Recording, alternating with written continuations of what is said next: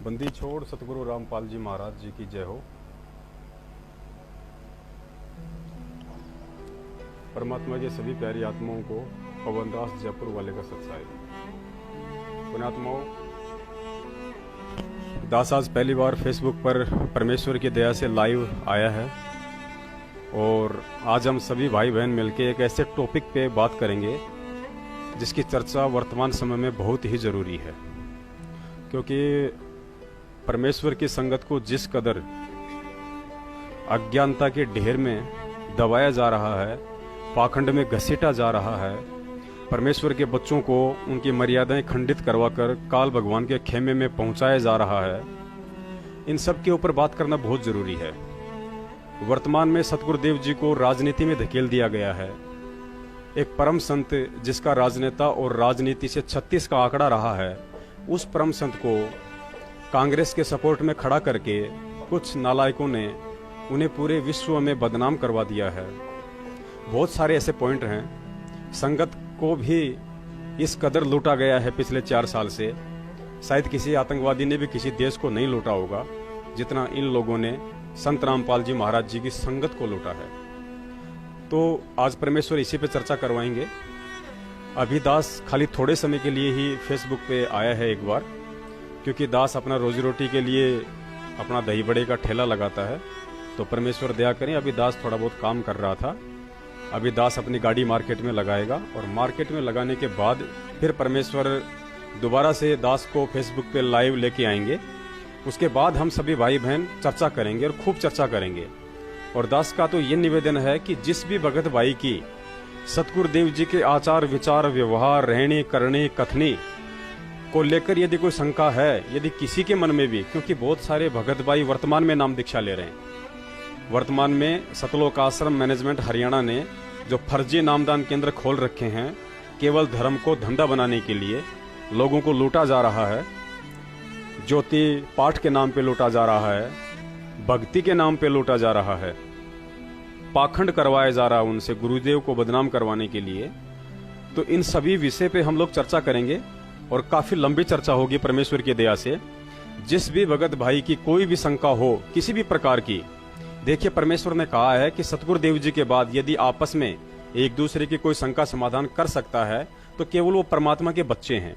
इसीलिए परमेश्वर ने अपनी एक वाणी में भी कहा है कि साध संगति से भेद जो पाया, यानी भगत भाई कहीं इकट्ठे होते हैं, मिलते हैं, परमेश्वर की चर्चा होती है, एक दूसरे की शंकाओं का समाधान होता है। मुझे कोई चीज समझ में नहीं आ रही, हो सकता है परमात्मा किसी दूसरी आत्मा को निमित्त बना के उसका समाधान करवा दें। किसी और आत्मा को कोई चीज समझ में नहीं आ रही है तो परमेश्वर दास के माध्यम से उसका शंका समाधान करवा दें। तो साध संगति बहुत जरूरी है। और वर्तमान में बेचारी भोली संगत जो साध संगति कर रही है सतलोक आश्रम मैनेजमेंट की, वो साध संगति नहीं है, वो गुंडों की संगति है। और ये उसके तो पुण्यात्माओं, परमेश्वर दया करें। अभी दास मार्केट में जा रहा है, मार्केट जाके अपनी गाड़ी लगाएगा और गाड़ी लगाने के बाद फिर परमात्मा हमारी आपस में चर्चा करवाएंगे। टाइमिंग दास आपको बता देता है। दीपक, टाइम क्या हुआ अभी? चलो पुण्यात्माओं, शायद 11 बजे होंगे अभी। परमेश्वर 12 से 1 बजे के बीच में दास को कितने अभी 10 o'clock हुए हैं और परमेश्वर 12 से 1 बजे के बीच में फिर अपने दास को फेसबुक पे लाइव लेके आएंगे। उस समय परमात्मा लंबी चर्चा करवाएंगे। तब तक दास का निवेदन है, आप सभी भाई बहन जितने भी हैं जो दास के साथ फेसबुक पे लाइव जुड़ना चाहते हैं और एक विशेष मुद्दे पे बातचीत करना चाहते हैं, वो सभी भाई बहन समय का ध्यान रखें 12 से 1 बजे के बीच। और अन्य जितने भी भगत भाई जो आपके संपर्क में हैं वो भी दास को फॉलो करें। हम सब भाई बहन मिलकर चर्चा करें, उसके लिए आप उनको भी सूचित करें। और जिन भगत भाइयों को दास की आईडी का नहीं पता है तो दास बता देता है। फेसबुक पे दास की आईडी पवन कुमार यादव के नाम से है और लोगो में दास का एक स्लोगन लगा हुआ है, सतसेवक सोशल मीडिया सेवादार, और नीचे पवन दास नाम लिखा हुआ है। तो ये दास का लोगो होगा और ये दास की आईडी का नाम है पवन कुमार यादव। तो आप जी सर्च कर सकते हैं, फॉलो कर सकते हैं। और 12 से 1 बजे के बीच में दास का सभी आत्माओं से पुनः निवेदन है कि आप सभी समय का ध्यान रखें और एक बार आप लाइव आएं। परमेश्वर ने चाहा तो उन शंकाओं का समाधान होगा। बहुत सारे भगत भाइयों के अंदर जो घर कर चुकी हैं, जिनका समाधान कहीं नहीं मिल रहा, क्योंकि मैनेजमेंट आपको किसी भी शंका का समाधान नहीं बताएगा। उन्हें पता है यदि हमने इनका शंका समाधान कर दिया तो फिर हमारे पीछे कौन लगेगा, हमारे पाखंड में कौन फंसेगा, हमें पैसा कौन देगा, गुरुदेव बदनाम कैसे होंगे, हमारा राजनीति वाला सपना कैसे पूरा होगा, हम नेताओं के तलवे कैसे चाट पाएंगे। तो वो आपको नहीं बताएंगे। अगर आपको समाधान चाहिए वास्तव में, क्योंकि परमेश्वर की वाणी है पुण्यात्माओं कि पक्षा पक्षी के कारण है। यहाँ पे पक्षा और पक्षी का मतलब गुरुजी ने बताया पक्ष और विपक्ष से। तो कहते हैं पक्षा पक्षी के कारण है सब जग रहा भुलान, और निरपक्ष होके हरि बजय सोहे संत सुजान। परमेश्वर कहते हैं कि भक्ति मार्ग जो है पक्ष और विपक्ष का नहीं होता है, निरपक्ष का मार्ग है ये। ना किसी का पक्ष करना, ना किसी का विपक्ष करना। लेकिन आपको अच्छी तरीके से पता है कि गुरुजी के आदेशों की आड़ लेके जिस संत ने ऐसी वाणियां बोली हैं, जिस संत ने ऐसा निर्मल ज्ञान दिया है, 26 साल के इतिहास में उन्होंने किसी भी राजनीतिक पार्टी का समर्थन तक नहीं किया। अपने भक्तों को यही कहा कि यदि आपने वोट डालना है ठीक है, आप यदि अपना अधिकार समझते हो, क्योंकि हमारा वास्तविक अधिकार क्या है, हमारे कर्तव्य क्या है भक्ति मार्ग में आने के बाद, वो परमेश्वर ने हमें सारा विधान बता दिया। उसके बाद भी यदि आपको लगता है कि मुझे वोट करना अनिवार्य है, तो गुरुदेव ने कह रखा है कि आप किसी को भी वोट कर सकते हो, वो फिर आपके ऊपर डिपेंड है। मैंने तो मेरा संविधान बता दिया, क्योंकि 90% कोई भी राजनेता होता है वो अपने 5 साल के कार्यकाल में सिर्फ कुकर्म करता है, अच्छे कर्म नहीं करता। वो 10% अच्छे कर्म करता है, बाकी सिर्फ कुकर्म करता है। और हम जिसको वोट दे के चुनते हैं तो वहां हमारा सहयोग हो जाता है, यानी हमारे वोट से वो नेता बना है या मंत्री बना, प्रधानमंत्री बना है, तो उसमें हमारा सहयोग हो गया। अब पूरे 5 साल के कार्यकाल में वो व्यक्ति जितने भी कर्म कुकर्म करेगा, उनमें हमारा भी उसी रेशियो में सहयोग माना जाएगा। और चूंकि हम भगत हैं और काल भगवान का विधान है कि सत का राज धर्म राय कर ही अपना किया सबे दंड बरही, तो काल भगवान तुरंत हमारे अकाउंट में उस नेता के 5 साल में किए गए कुकर्मों को ऐड कर देगा कि बेटा तूने इसको नेता बनाया था, और ये जो अच्छे कर्म करेगा वो भी मैं तेरे को दूंगा, और इसने 5 साल में जितने कुकर्म किए हैं वो भी मैं तेरे अकाउंट में लिखूंगा। इसलिए परमेश्वर ने हमें कहा था कि बच्चों, सरकार ने नोटा के बटन की सुविधा दे रखी है। नोटा, आप अगर किसी का दबाव सहन नहीं कर सकते हैं तो आप चुपचाप जाके उस नोटा के बटन के ऊपर अपना दबा दीजिए। इससे क्या होगा कि आप पक्ष और विपक्ष से बच जाएंगे, आपके ऊपर कोई भी कर्म कुकर्म लागू नहीं होगा। लेकिन यहाँ तो सरेआम राजनीति करवाई जा रही है, जिस संत ने ऐसा ज्ञान दिया। क्योंकि भक्ति मार्ग में बच के चलना होता है, बड़ा बच के चलना होता है, बड़ा बारीकी से काल भगवान मारता है। गुरुजी ने बताया ना कि काल कसाई, और ये पग पे मारे तक तक के बाणा, ये तक के बाण मारता है, सूक्ष्म चाल चलता है। और वर्तमान में जो चाल इसने चली है, बड़ी सूक्ष्म चाल चली है इसने। हरियाणा में तो उसी नेता को दोबारा से वोट दिए जा रहे हैं। धिक्कार है उन भक्तों को, और धिक्कार है उन भक्तों की माताओं को जिन्होंने सूरवीर और भक्तों की जगह सपोले पैदा कर दिए, जो हरियाणा में भूपेंद्र सिंह हुड्डा को वोट डाल रहे हैं। ये भूपेंद्र सिंह हुड्डा वही है जिसने सन 2006 में आर्य समाजियों के दबाव में आके अपने वोट बैंक के लालच में और परम संत रामपाल जी महाराज जी के ऊपर झूठा 302 मर्डर का मुकदमा लगवाया, और 22 महीने उस परम संत को रोहतक जेल में प्रताड़ित किया गया। आप लोगों को शर्म आनी चाहिए यदि आप भगत हैं तो। इस सारी बातों का आपको अच्छे से ज्ञान है। गुरुजी ने भी सत्संगों में खुद भूपेंद्र सिंह हुड्डा का जिक्र कर रखा है कि इस भूपेंद्र सिंह हुड्डा ने तो इतने कुकर्म कमाए हैं, ये तो पाप कर्मों की मालगाड़ी भर के लेके जाएगा। और ये जड़ जो है बरवाला कांड की, आज सतगुरुदेव जी जो हिसार जेल में हैं, उसकी जड़ करोथा कांड है। क्योंकि करोथा कांड में गुरुजी पे 302 मर्डर का झूठा केस लगवाया था इस मुख्यमंत्री ने, आर्य समाजियों के दबाव में आके, अपनी सत्ता के लालच में। और उसी 302 मर्डर केस की पेशियां पड़ रही थी। उन्हीं पेशियों के चलते 2014 का बरवाला कांड हुआ, क्योंकि सतलोक आश्रम मैनेजमेंट वाले भगत नहीं, ये खुद आर्य समाजी हैं। और इन्होंने आर्य समाजियों की 2010 में एंट्री दे दी सतलोक आश्रम बरवाला में, राष्ट्रीय समाज सेवा समिति बनाकर। समिति के माध्यम से इसने उन आर्य समाजियों को सतलोक आश्रम बरवाला में एंट्री दे दी जो दोबारा से संत रामपाल जी महाराज जी को जेल पहुंचा सके। यानी 2006 का जो करोथा कांड था वही जड़ है बरवाला कांड की। और वो जड़ किसने खोदी? कांग्रेसी मुख्यमंत्री भूपेंद्र सिंह हुड्डा ने, जो 2006 में कांग्रेस का नेता था। और डूब के मरने की बात है। अगर कहीं चुल्लू भर पानी मिल जाए तो उन नालायक भक्तों को डूब के मर जाना चाहिए जो हरियाणा में कांग्रेस का सपोर्ट कर रहे हैं। कांग्रेस मतलब भूपेंद्र सिंह हुड्डा का सपोर्ट कर रहे हैं। उसी भूपेंद्र सिंह हुड्डा को दोबारा से सतलोक आश्रम मैनेजमेंट वालों ने अपना मत और समर्थन दे दिया है, और वो भी उसी परम संत का नाम बता के जिसको 22 महीने जेल में वो यातनाएं दी गई थी। अगर आपको बता दी जाए, आंखों से आंसू नहीं रुकेंगे आपके। 2006 में गुरुजी से रोहतक जेल में झाड़ू निकलवाई जाती थी। रिमांड के दौरान उनके छाती के बाल तक उखाड़ दिए गए थे, और उन गद्दारों ने उसी भूपेंद्र सिंह हुड्डा को दोबारा से उसी परम संत का नाम लेके उनका समर्थन कर दिया। और जो जो भगत उस राक्षस इंसान का समर्थन करेगा हरियाणा में, उस राक्षस इंसान को वोट डालेगा हरियाणा में, उससे बड़ा गुरुद्रोही पूरी संगत में कोई नहीं होगा।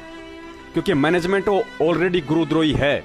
क्योंकि परमेश्वर कहते हैं जो देते हैं भगवान को धोखा, इंसान को क्या छोड़ेंगे।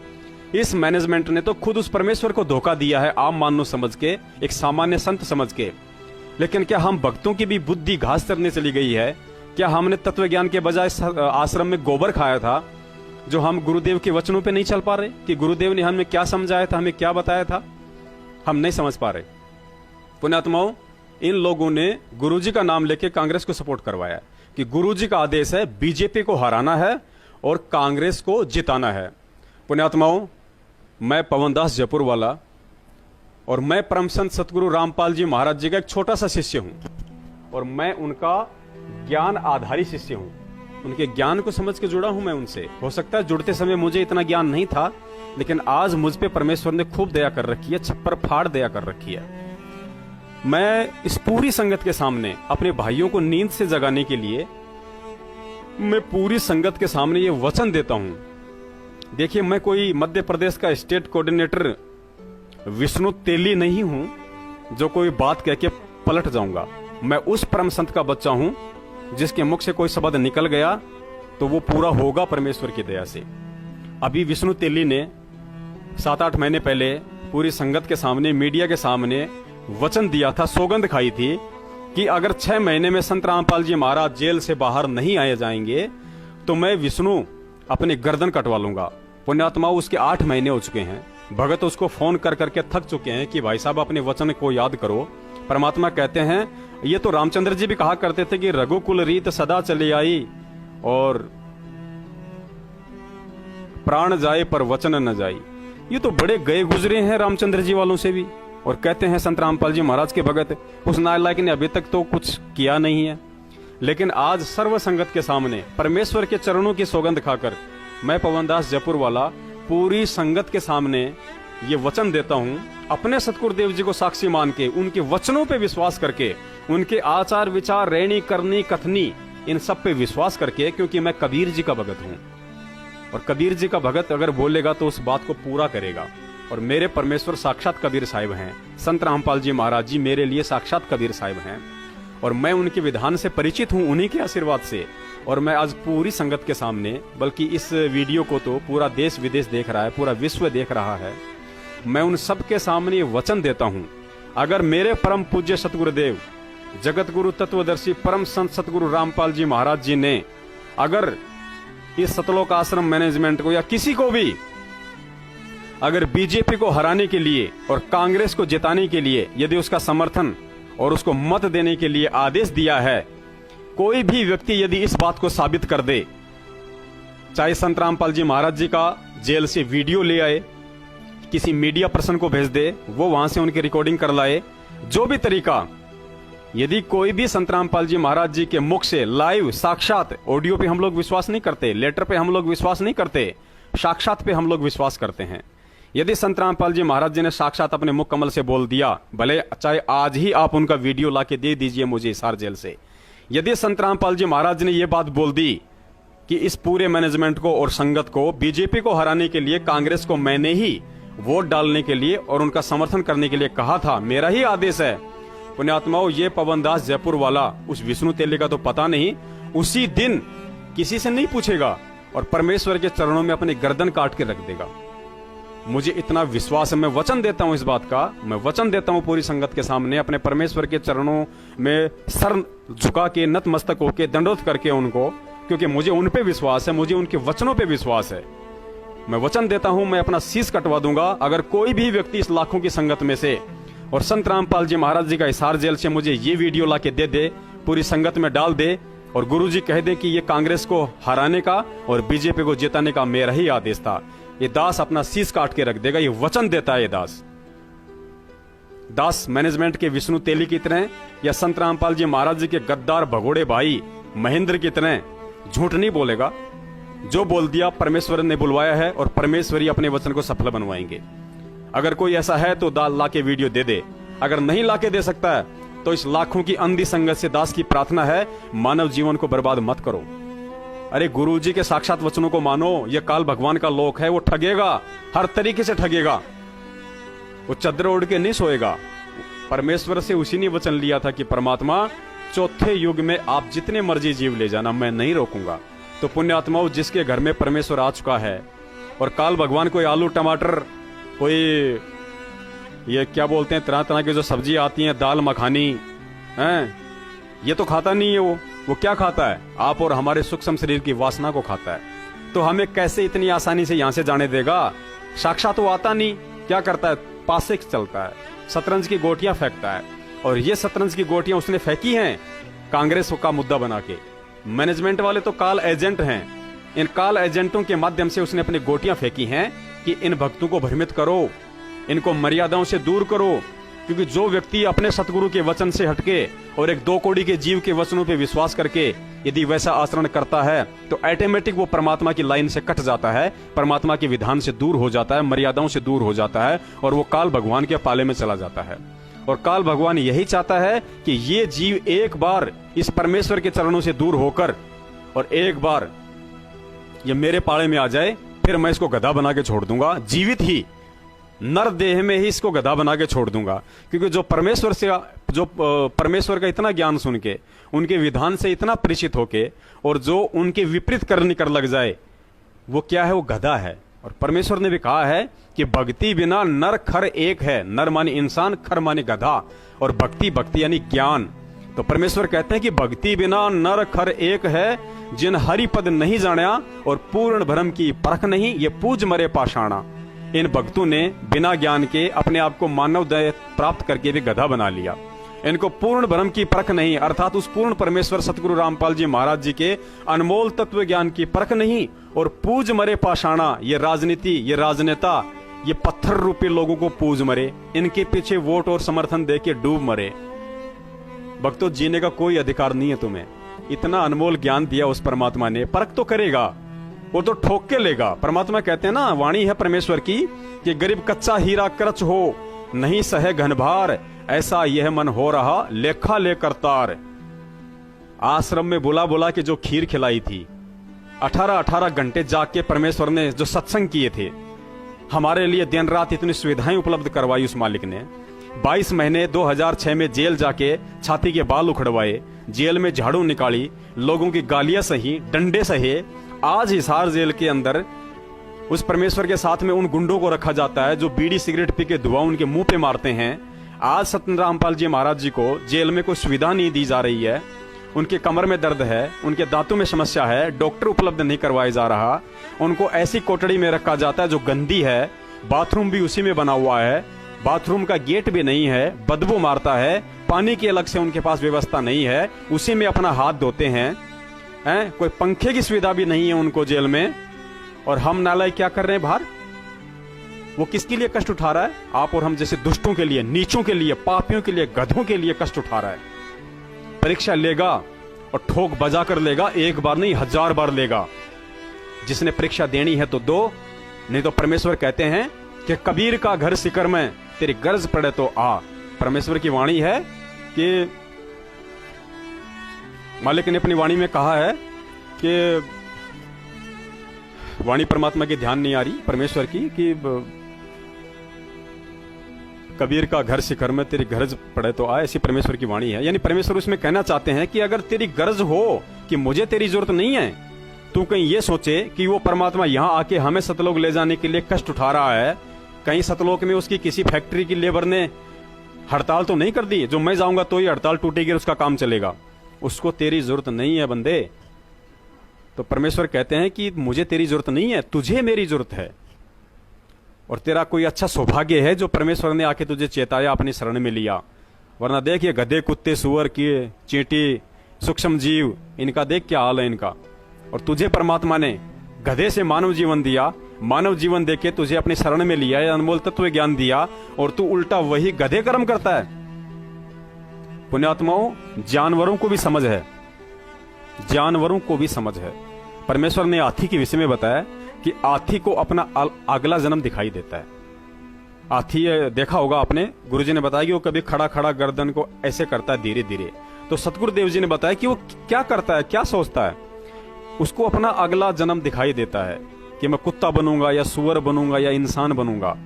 तो परमेश्वर ने कहा कि जैसे कुंजर शीस हलंत, कुंजर यानी हाथी, जैसे कुंजर शीस हलंत अगला जन्म सूजंत, और इब के हेले नर करे तो सेऊ पूरे संत। कि हे परमेश्वर, इस नीच को अगले जन्म में यदि आप मानव जन्म दे दोगे तो परमेश्वर मैं उस पूर्ण संत की सेवा करूंगा, पूजा करूंगा। परमेश्वर मैं अपना 84 से मुक्ति करवाऊंगा। और हमें मानव जीवन मिल गया, हम उल्टे गधे वाले कर्म कर रहे हैं। अरे भगत और जगत का 36 का आंकड़ा होता है, भगत और जगत का 36 का आंकड़ा होता है। गुरुजी ने एक सत्संग में बताया कि जैसे बहुत सारे लोग कहते हैं ओम शांति, ओम शांति, ओम शांति बोल के अपने घर में शांति लाना चाहते हैं। तो गुरुजी ने तत्व ज्ञान आधार से बताया कि ओम और शांति का तो कोई मेल ही नहीं है। ओम और शांति जहां इकट्ठी हो गई वहां तो एक्सीडेंट होता है, ओम के साथ शांति का। क्योंकि ओम कौन है? काल है, काल का मंत्र है ओम। और काल के लोक में शांति कहां है? नहीं है। दुनिया वर्षों से ओम नाम का जाप कर रही है, बड़े बड़े ऋषि कर रहे हैं। उनकी क्या दुर्गति हुई? चुनक ऋषि ओम नाम का जाप करते थे, वशिष्ठ जी ओम नाम का जाप करते थे, दुर्वासा ओम नाम का जाप करते थे। कितने ऋषि हैं, जितने भी बड़े बड़े ऋषि हुए थे उन्होंने वेदों का सार निकाल के और केवल ओम नाम को पकड़ लिया, ब्रह्म का। इससे ऊपर तो किसी की जानकारी थी नहीं, वो तो परमेश्वर ने आके देनी थी जो आज दी। और उन ओम नाम का जाप करने वाले की क्या दुर्गति हुई आप सब लोगों को अच्छे से पता है, गुरुजी ने बता रखा है। तो ओम और शांति का तो खड़ा एक्सीडेंट बताया गुरुजी ने। जैसे ओम और शांति की नहीं बनती, ओम और शांति का जैसे खड़ा एक्सीडेंट है, ठीक उसी प्रकार राजनीति और भगत का उससे भी बड़ा एक्सीडेंट है। तो हम कहां घूम रहे हैं भाई? हमारी बुद्धि कहां काम कर रही है, कहां स्लिप हो रही है? क्या परमेश्वर ने अपने सत्संगों में किसी भी शंका का समाधान करने में कोई कमी छोड़ी है? क्या परमेश्वर ने हमें परमात्मा के विधान को बताने में कोई त्रुटि की है? क्या परमेश्वर ने हमें एक बात को 1000 बार नहीं बताया? कमी है तो हमारी है। सत्संग नहीं सुने तो हमारी कमी है। सत्संग सुनते समय नींद की झपकियां लेते थे तो हम लेते थे, हमारी कमी है। परमेश्वर की कमी नहीं है। परमेश्वर जब इस पृथ्वी पे आते हैं तो दुनिया का ऐसा भी मानव शरीरधारी प्राणी नहीं छोड़ते जिस तक उस परमात्मा का संदेशा ना पहुंचता हो। क्योंकि परमेश्वर कहते हैं कि जब वो यहाँ पे आता है तो हर इंसान तक संदेशा पहुंचाता है, ताकि कल को धर्मराज के दरबार में जाकर कोई ये ना कहे कि हमें कोई बताने वाला नहीं था कि कौन तत्वदर्शी संत है, कौन भगवान है, क्या ज्ञान है, क्या मुक्ति है। तो परमात्मा अपने ऊपर नहीं लेते हैं, तो धर्मराज उस आत्मा को वो पिक्चर दिखा देगा कि देख, तुझे वो भाई ज्ञान गंगा दे रहा था, तुझे वो भाई परमात्मा का सत्संग सुना रहा था, तुझे वो कह रहा था कि ले भाई अपना मोक्ष करवा ले, भाई कलयुग में सच्चा सतगुरु संत रामपाल जी महाराज है, भक्ति शुरू कर ले, चल तुझे बरवाड़ा आश्रम ले चलता हूँ, परमात्मा आए हुए हैं। और तू क्या बोला? आ लिए परमात्मा। ये परमात्मा हो ऐसे हैं? जो जेल में जाके बैठ गया वो परमात्मा हो ऐसे हैं? जिसने अपने इतने बच्चों को मरवा दिया वो परमात्मा हो ऐसे? ये परमात्मा होते हैं कमांडो बनाने वाले? पुण्यात्मा वे ज्ञान से निर्णय करना है कि कमांडो किसने बनाए और जेल में कौन बैठा है। तो अभी दास के धंधे का टाइम हो रहा है, परमात्मा दया करें, बाद में और होगी, थोड़ी चर्चा और होगी। क्योंकि पुण्यात्मा गुरुजी ने बताया कि हरि का भजन और हाथ का धंधा नहीं करे सो मूर्ख अंधा। कि जो परमात्मा का भजन और अपनी मेहनत की, अपनी हक हलाल की रोजी रोटी कमा के नहीं खाएगा, उसकी भक्ति कभी जीवन में सफल नहीं हो सकती। तो देख लीजिए आप सतलोक आश्रम मैनेजमेंट को 4 साल से हराम के टुकड़े तोड़ रहा है। ये बेचारी भोली संगत को गुरुजी के नाम पे ज्योति पाठ का आदेश देके हराम के टूक तोड़ रहा है। अरे कुत्ता भी मेहनत करता है, कुत्ता भी अगर किसी के 2 टूक तोड़ता है तो उसके घर की रखवाली करता है, भोगता है। और ये सतलोक आश्रम मैनेजमेंट वाले तो उस कुत्ते से भी गए गुजरे हैं। परमेश्वर कहते हैं ना कि एक टूक के कारण कुत्ता 70 घर फिर आवे और धीरज के धरे आथी मन भर खावे। यानी कुत्ता होता है ना, कुत्ता, वो एक रोटी टुकड़े के लिए और 70 घर फिर के आता है। कहीं लठ मिलते हैं, कहीं रोटी मिलती है, कहीं कुछ मिलता है। और परमेश्वर ने कहा कि जिसको विश्वास होता है, जिसको अपने मालिक पे विश्वास होता है, जिसको धैर्य है, जिसमें संतोष है, कहते हैं उस हाथी को घर पे बंधा बंधा और मन भर खाने को मिलता है। हाथी एक टूक से नहीं पेट भरता, मन भर खाता है। क्यों? क्योंकि उसको अपने मालिक पे विश्वास होता है। तो आप कुत्ते भी नहीं हो, ये मैनेजमेंट वाले तो कुत्ते की श्रेणी से भी बाहर हैं, कुत्ते भी नहीं हैं। अरे कुत्ता भी अपने मालिक को देख के समझ जाता है कि वो क्या कहना चाह रहा है, क्या इशारा कर रहा है, और हम उस कुत्ते से भी गए गुजरे। गधा भी थोड़ी बहुत समझ रखता है, लेकिन ये लाखों की संगत है जो अपने आप को कहती है कि हम परम संत सतगुरु रामपाल जी महाराज जी के भगत हैं, हमारे गुरुजी सबसे बड़े तत्वज्ञानी। अरे वो तो हैं तत्वज्ञानी, इसमें तो कोई संशय नहीं है, लेकिन आप क्या हो? अपने अंदर जाके देखो इस ज्ञान को आधार बना के। इस दास का मकसद नहीं है किसी को गधा कहना, किसी को कुत्ता कहना, लेकिन परमेश्वर कहते हैं कि जैसे को तैसा कहे सो तो निंदा नाही। मालिक की वाणी है ना, ये सांचा शब्द कबीर का और प्रगट किया जगमाही, और जैसे को तैसा कहे सो तो निंदा नाही। अगर झूठे को झूठा, गुंडे को गुंडा, चोर को चोर, कुत्ते को कुत्ता और भगत को भगत कहा जाए तो उसकी निंदा चुगली नहीं होती है, वो सत्यता होती है उसको जगाने के लिए। अगर आप राजनीति नहीं कर रहे हैं, अगर आपने सतलोक आश्रम मैनेजमेंट के आदेश से किसी भी सरकार को वोटिंग की है देखिए वोट आप कर सकते हैं, उसके लिए गुरुजी ने भी बोल रखा है, लेकिन साथ में अपना विधान भी बता रखा है। जो भगत परमेश्वर के सत्संगों को ध्यान से सुनता होगा वो वोटिंग भी नहीं करेगा। कई लोग कहते हैं कि ये तो सरकार ने हमें मत का अधिकार दिया हुआ है, ये कैसे छीन सकते हो आप?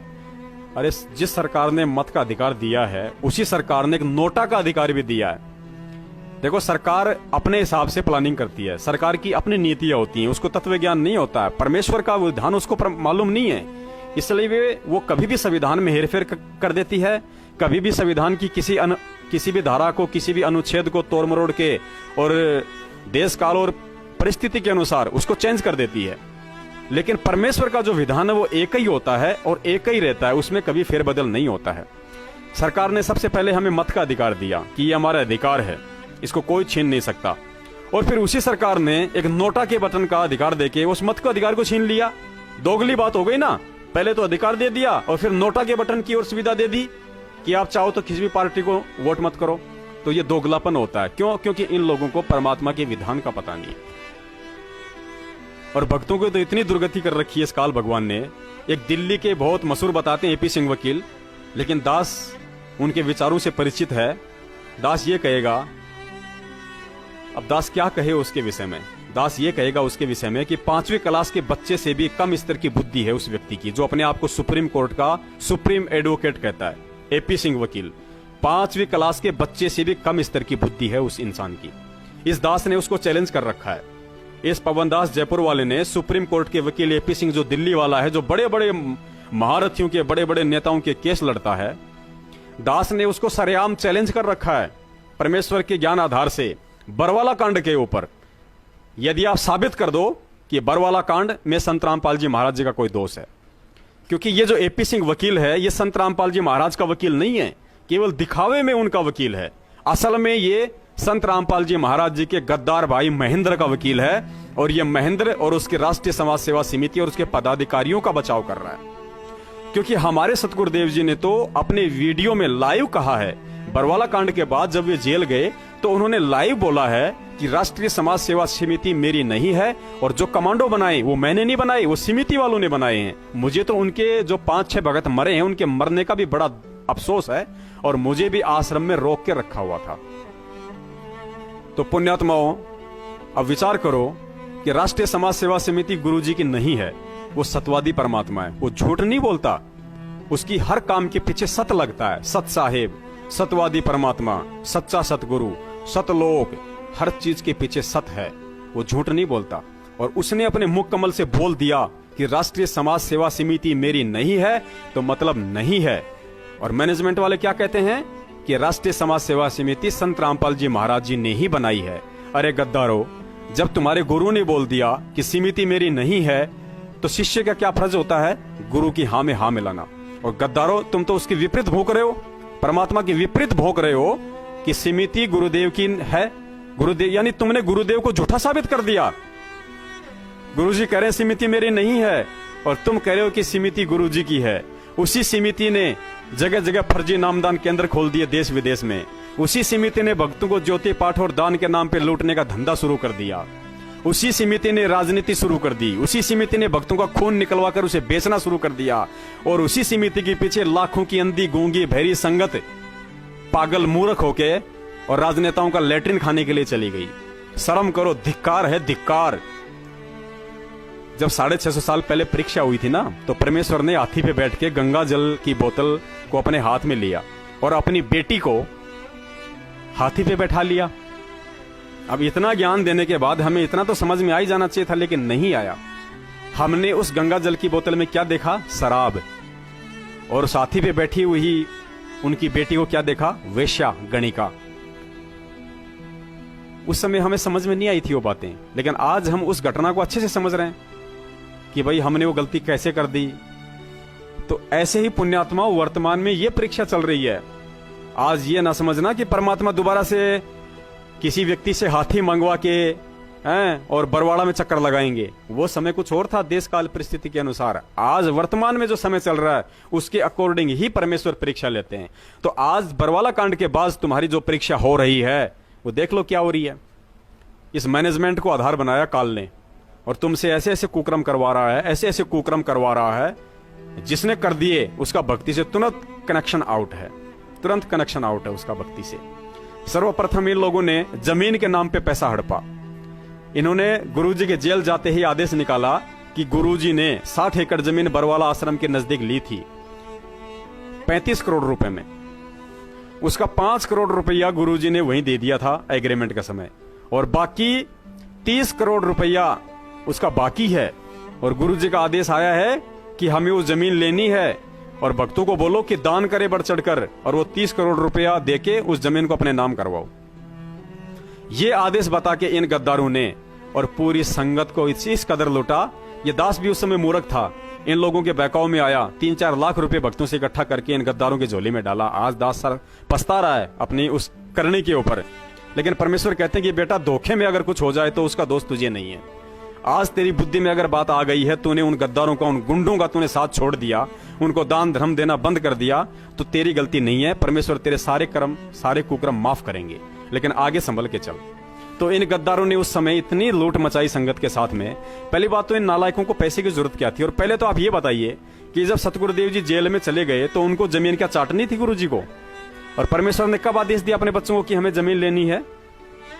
परमेश्वर कभी भीख नहीं मांगते किसी के आगे। परमेश्वर कहते हैं मांगे सो ही बढ़वा कहिए, दर दर फिरे अज्ञानी, और जोगी जोग संपूर्ण जिसका मांग ना पीवे पानी। अगर आश्रम के लिए जमीन की भी जरूरत थी तो गुरुजी कहते कि संत कभी मांगता नहीं है, परमेश्वर आगे से आगे उसकी व्यवस्था कर देते हैं। अरे 30 करोड़ तो क्या, अगर 30 अरब रुपए भी चाहिए होते सतगुरुदेव जी को तो परमेश्वर किसी भी अपनी 2-4 ऐसी आत्माओं में प्रेरणा कर देते, अरबपति खरबपतियों में परमेश्वर से नाम दीक्षा लेके पूरा खजाना खोल देते हैं उनके लिए। लेकिन इन लोगों ने तो भक्तों को लूटना था गुरुजी के आदेश की आड़ में। ये जमीन लेने का आइडिया गुरुजी का नहीं था, ये जमीन लेने का आइडिया भी इन गुंडों का था। संत रामपाल जी महाराज जी के गद्दार भाई महेंद्र भगोड़े सहित ये राष्ट्रीय समाज सेवा समिति का अध्यक्ष रोहतक वाला मास्टर रामकुमार ढाका, जो पहले आर्य समाजियों का अध्यक्ष था। राज कपूर जो सतलोक आश्रम बरवाड़ा में भक्तों के इंटरव्यू लिया करता था, वो दाढ़ी वाला जो अभी जेल में है, उम्र कैद में। राजेंद्र भटगांव, पुरुषोत्तम, बसंत सैनी, बलजीत लहरी, ये ऐसी ऐसी महान मूर्तियां, ये इनके आदेश हुआ करते थे भक्तों को लूटने के लिए। गुरुदेव का ऐसा कोई आदेश नहीं था। तो इन्होंने उस समय जमीन के नाम पे परमात्मा के बच्चों को लूटा, और जो जो लोग उसकी लूट में शामिल हो गए उन्होंने अपना भक्ति धन तो बर्बाद अवश्य किया, लेकिन समय आने पे जो समझ गए उन पे परमेश्वर की दया रही। उसके बाद इन लोगों ने सन 2016 में गुरुजी का नाम लेकर और राष्ट्रपति से आत्महत्या के लिए फार्म भरवाए। अरे जो परमेश्वर आत्महत्या के लिए करने जा रहे भगत को ये ज्ञान देके अपने शरण में लेके उसे जीने की एक राह दिखाता है, वो परमेश्वर अपने जेल से बाहर आने के लिए और अपने भक्तों को मरवाएगा? निकम्मो, हमारी बुद्धि कहां जा रही है?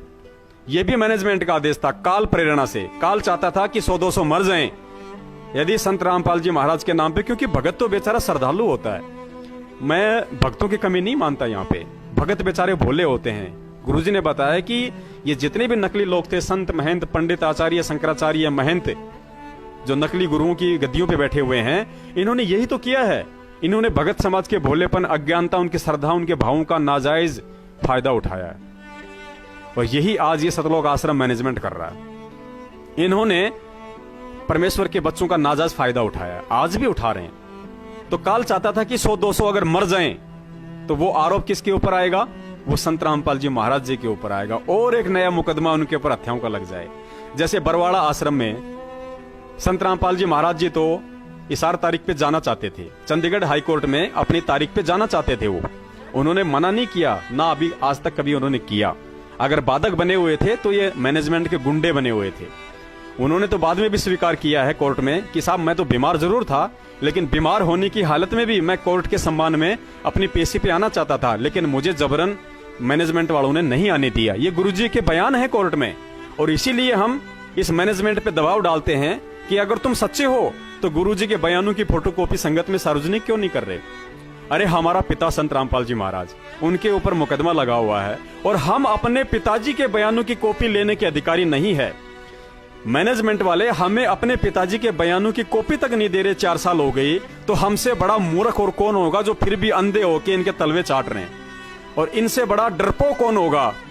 इनको अच्छे से पता है कि संगत में यदि गुरुजी के बयानों को सार्वजनिक कर दिया गया तो बच्चों तुम्हारा हाल बेहाल हो जाएगा। ये संगत जो आज तुम्हें लाखों का दान दे रही है, कल को तुम्हें दौड़ा दौड़ा के मारेगी कि गद्दारो, गुरुजी ने तो उल्टा तुम्हारे खिलाफ बयान दे रखे हैं, और तुम उल्टा संगत को भ्रमित करने के लिए कभी हरियाणा के मुख्यमंत्री खट्टर पे आरोप लगाते हो, कभी हरियाणा के आईजी अनिल राव पे आरोप लगाते हो, कभी आर्य समाजियों पे लगाते हो। बताइए गुरुजी ने अपने कौन से बयान में हरियाणा की सरकार या हरियाणा के मुख्यमंत्री मोहनलाल खट्टर या आईजी अनिल राव या आर्य समाजियों को दोषी बताया है? 2014 के बरवाला कांड में यदि गुरुजी का ऐसा बयान आप हमें दिखा दो, ये दास आप जो कहोगे वो करने के लिए तैयार है। क्योंकि आपने 4 साल हो गई पुण्यात्माओं, अखबार की हर कटिंग देख ली, आपने गुरुजी के वीडियो देख लिए, आपने हर सिस्टम देख लिया। बरवाला कांड 2014 का दोषी गुरुजी ने ना ही तो आर्य समाजियों को बताया। बता दीजिए अगर गुरुजी ने किसी भी आर्य समाजी को यदि दोषी बताया हो तो अपने किसी भी न्यूज़पेपर में, वीडियो में, अखबार में, इंटरव्यू में। और अगर आर्य समाजी दोषी था तो मैनेजमेंट वालों ने आज तक किसी भी आर्य समाजी के ऊपर कोई FIR तक क्यों नहीं करवाई? बताइए। अरे पवन दास पे, रामचंद्र पे, संजय दास पे, करण दास पे, इन पे तो तुम लोग बहुत जल्दी अखबारों में पैसे देकर न्यूज निकलवा देते हो कि बरवाला कांड में पुलिस के मुखबिर बने हुए थे ये लोग, इन्हीं लोगों के कारण बरवाला कांड हुआ है, और तो फिर आर्य समाज के विषय में क्यों नहीं लिखवाया तुम लोगों ने? क्योंकि तुम झूठे हो, तुम गद्दार हो। और परमेश्वर कहते हैं कि ये तुमने थोड़ी बहुत जो भक्ति अर्जित कर रखी है ना, इसका असर थोड़े बहुत दिन होगा, क्योंकि भक्ति तो तुमने भी कर रखी है, और भक्ति कभी निष्फल नहीं जाती है। परमेश्वर की वाणी है ना कि धर्म तो 10 के नहीं, 10 के 3 लोक। तो भक्ति तो तुमने भी परमेश्वर की कर रखी है, लेकिन ये लड़ाई पाप और पुण्य की है, ये खेल पाप और पुण्य का है। ये मत समझना कि तेरी आज जैसी निभ रही है ऐसी तेरी हमेशा निभेगी। परमात्मा कहते हैं पाप और पुण्य का खेल है बेटा। जब तक तेरे पुण्य हैं तब तक तेरी बैटरी चलेगी, तेरा पंखा भी चलेगा, तेरी लाइट भी चलेगी, तेरा शब्द भी चलेगा, तेरा वचन भी चलेगा। लेकिन जिस दिन तेरे पुण्य क्षीण हो जाएंगे, तेरे पाप कर्म उजागर होंगे ना, उस दिन तेरे साथ ऐसे बनेगी कि तेरे समझ में नहीं आएगी कि हो क्या गया। ये लाखों की संगत होते सोते, करोड़ों अरबों की तेरे पास प्रॉपर्टी होते सहते, हजारों की संख्या में कोऑर्डिनेटर तेरे तलवे चाट रहे हैं, उसके बाद भी तेरे साथ ये क्या बीती समझ में नहीं आएगी। इसका सबसे बड़ा उदाहरण डेरा सच्चा सौदा के राम रहीम जी हैं। राम रहीम जी के पास में क्या नहीं था? अगर पैसे के मामले में लिया जाए तो सतलोक आश्रम मैनेजमेंट वाले तो उनके नाखून के बराबर नहीं है। अगर राजनीतिक अप्रोच के विषय में लिया जाए तो सतलोक आश्रम मैनेजमेंट वाले तो उसके नाक के बाल के समान नहीं है। अगर भक्तों की संख्या के विषय में लिया जाए तो संत रामपाल जी महाराज जी की संगत, डेरा सच्चा सौदा गुरमीत राम रहीम जी की संगत के सामने मुट्ठी भर भी नहीं है। अब झूठ बोलने को तो कोई कुछ भी बोल दे, जैसे ये मैनेजमेंट वाले गुंडे हैं, ये तो पैदाइशी झूठे हैं, ये तो पैदाइशी झूठे हैं। काल भगवान के आशीर्वाद से इनका जन्म हुआ है। ये संगत में डींग मारते हैं कि संत रामपाल जी महाराज के 3.25 करोड़ शिष्य हैं, कभी कहते हैं 1.25 करोड़ हैं, कभी कहते हैं 90 लाख हैं। जबकि वास्तविकता यह है कि संत रामपाल जी महाराज जी के शिष्य ओनली 15 लाख हैं। ओनली 15 लाख सबूत हैं हमारे पास में, डॉक्यूमेंट्री सबूत हैं। इन्हीं गद्दारों के हाथों से लिखी हुई पुस्तकें भ्रष्ट जज कुमारक पेज नंबर 35 और 28 को पढ़ना, उसमें साफ साफ लिखा हुआ है कि वो पुस्तक सितंबर 2014 में लिखी गई थी और नवंबर में कांड हो गया था। तो 2014 सितंबर में इन गद्दारों ने खुद अपने हाथों से लिखा हुआ है कि हम संत रामपाल जी महाराज जी के 15 लाख अनुयायी, पेज नंबर 35 और 28 को ध्यान से पढ़ना। खुद इन्होंने अपने हाथों से लिखा हुआ। आज ये झूठ नहीं बोल सकते, आज ये अपने बातों से फिर नहीं सकते। और बरवाला कांड के बाद कहते हैं कि हमने 3 लाख नहीं भगत जोड़ दिए, 4 लाख जोड़ दिए। चले भाई, ये 15 + 4 19 लाख मान लो, चलो 20 लाख मानते हैं। 20 लाख से ऊपर भगत तो नहीं है ना, तो ये झूठ क्यों बोली जा रही है? और परमेश्वर ने जब हमें नाम दीक्षा दी, जब हमें प्रथम नाम दिया, तो हमें एक फार्म दिया था परमेश्वर ने। उस फार्म पे 11 नियम लिखे हुए थे पीछे, उस पे पढ़ना। परमेश्वर ने लिखा कि बच्चों, तुम्हें ना ही तो गलत काम करना है और ना ही गलत काम में साथ देना है। अब 15 लाख की जगह 3.25 करोड़ बोलना गलत काम है, झूठ है। और इस झूठ में जो सहयोग दे रहे हैं वो परमेश्वर के दोषी हैं, क्योंकि उन्होंने परमात्मा के विधान को तोड़ा है। परमेश्वर कहते हैं पहलवान चाहे कितना ही अट्टा कट्टा हो, चाहे केसरी हिंद हो, हरियाणवी हिंद हो, अगर जरा सा भी फाउल हो गया तो उसको पाले से बाहर कर दिया जाता है। खड़ा खड़ा चाहे वो कितना ही जोर लगाता रहे, पाले में नहीं आ सकता वापस वो। तो आप चाहे कितने बड़े भगत हो, आप कितने ही सूरमा हो, कितनी भक्ति करते हो, अगर आपने परमेश्वर के विधान के जरा सा भी फाउल पॉइंट पे पैर रखा, आपकी स्थिति वही होगी जो उस पहलवान की होती है। और इसका नतीजा सबके सामने है। हजारों भक्तों की मौत हो चुकी है पुण्यात्माओं, सैकड़ों के नहीं, हजारों भगत मर चुके हैं बरवाला कांड के बाद। अरे कहते हैं गुरुजी का आदेश है इशार तारीखों पे आने का, और इशार तारीखों पे भगत फांसी लगा के मर रहे हैं, ट्रेन के नीचे आके कट के मर रहे हैं, स्कॉर्पियो गाड़ी पलट रही है, बहनें मर रही हैं, कोई अपने घर नहीं पहुंच रहा, कोई डिब्बे में बैठा बैठा मर रहा है। तो क्या परमेश्वर के आदेश के बावजूद ऐसा हो सकता है? कभी नहीं हो सकता। अगर गुरु का आदेश है कि तुझे सत्संग में आना है, और मौत नहीं हो सकती पुण्यात्माओं। मौत ठीक है, मौत हो जाएगी, लेकिन गुरुजी ने कहा कि अकाल मौत नहीं होगी। जो मेरा भगत है उसकी अकाल मौत नहीं हो सकती, ये परमेश्वर ने बोल रखा है। और अगर ये तो सरेआम अकाल मौत हो रही है, सरेआम अकाल मौत हो रही है। आप सोच रहे होंगे कि गुरुजी हमें माफ कर देंगे, हमसे यदि कोई गलती भी हो गई तो कल को हम गुरुजी से माफी मांग लेंगे, हमें माफ कर देंगे। ऐसा नहीं है, गलती नहीं हुई आपसे, आपने जानबूझ के गलती की है। आप ये भी नहीं कह सकते कि हमें पता नहीं था कि मैनेजमेंट गलत है या सही है। आप ये भी नहीं कह सकते कि गुरुजी का ऐसा कोई आदेश था या नहीं था। क्यों नहीं कह सकते?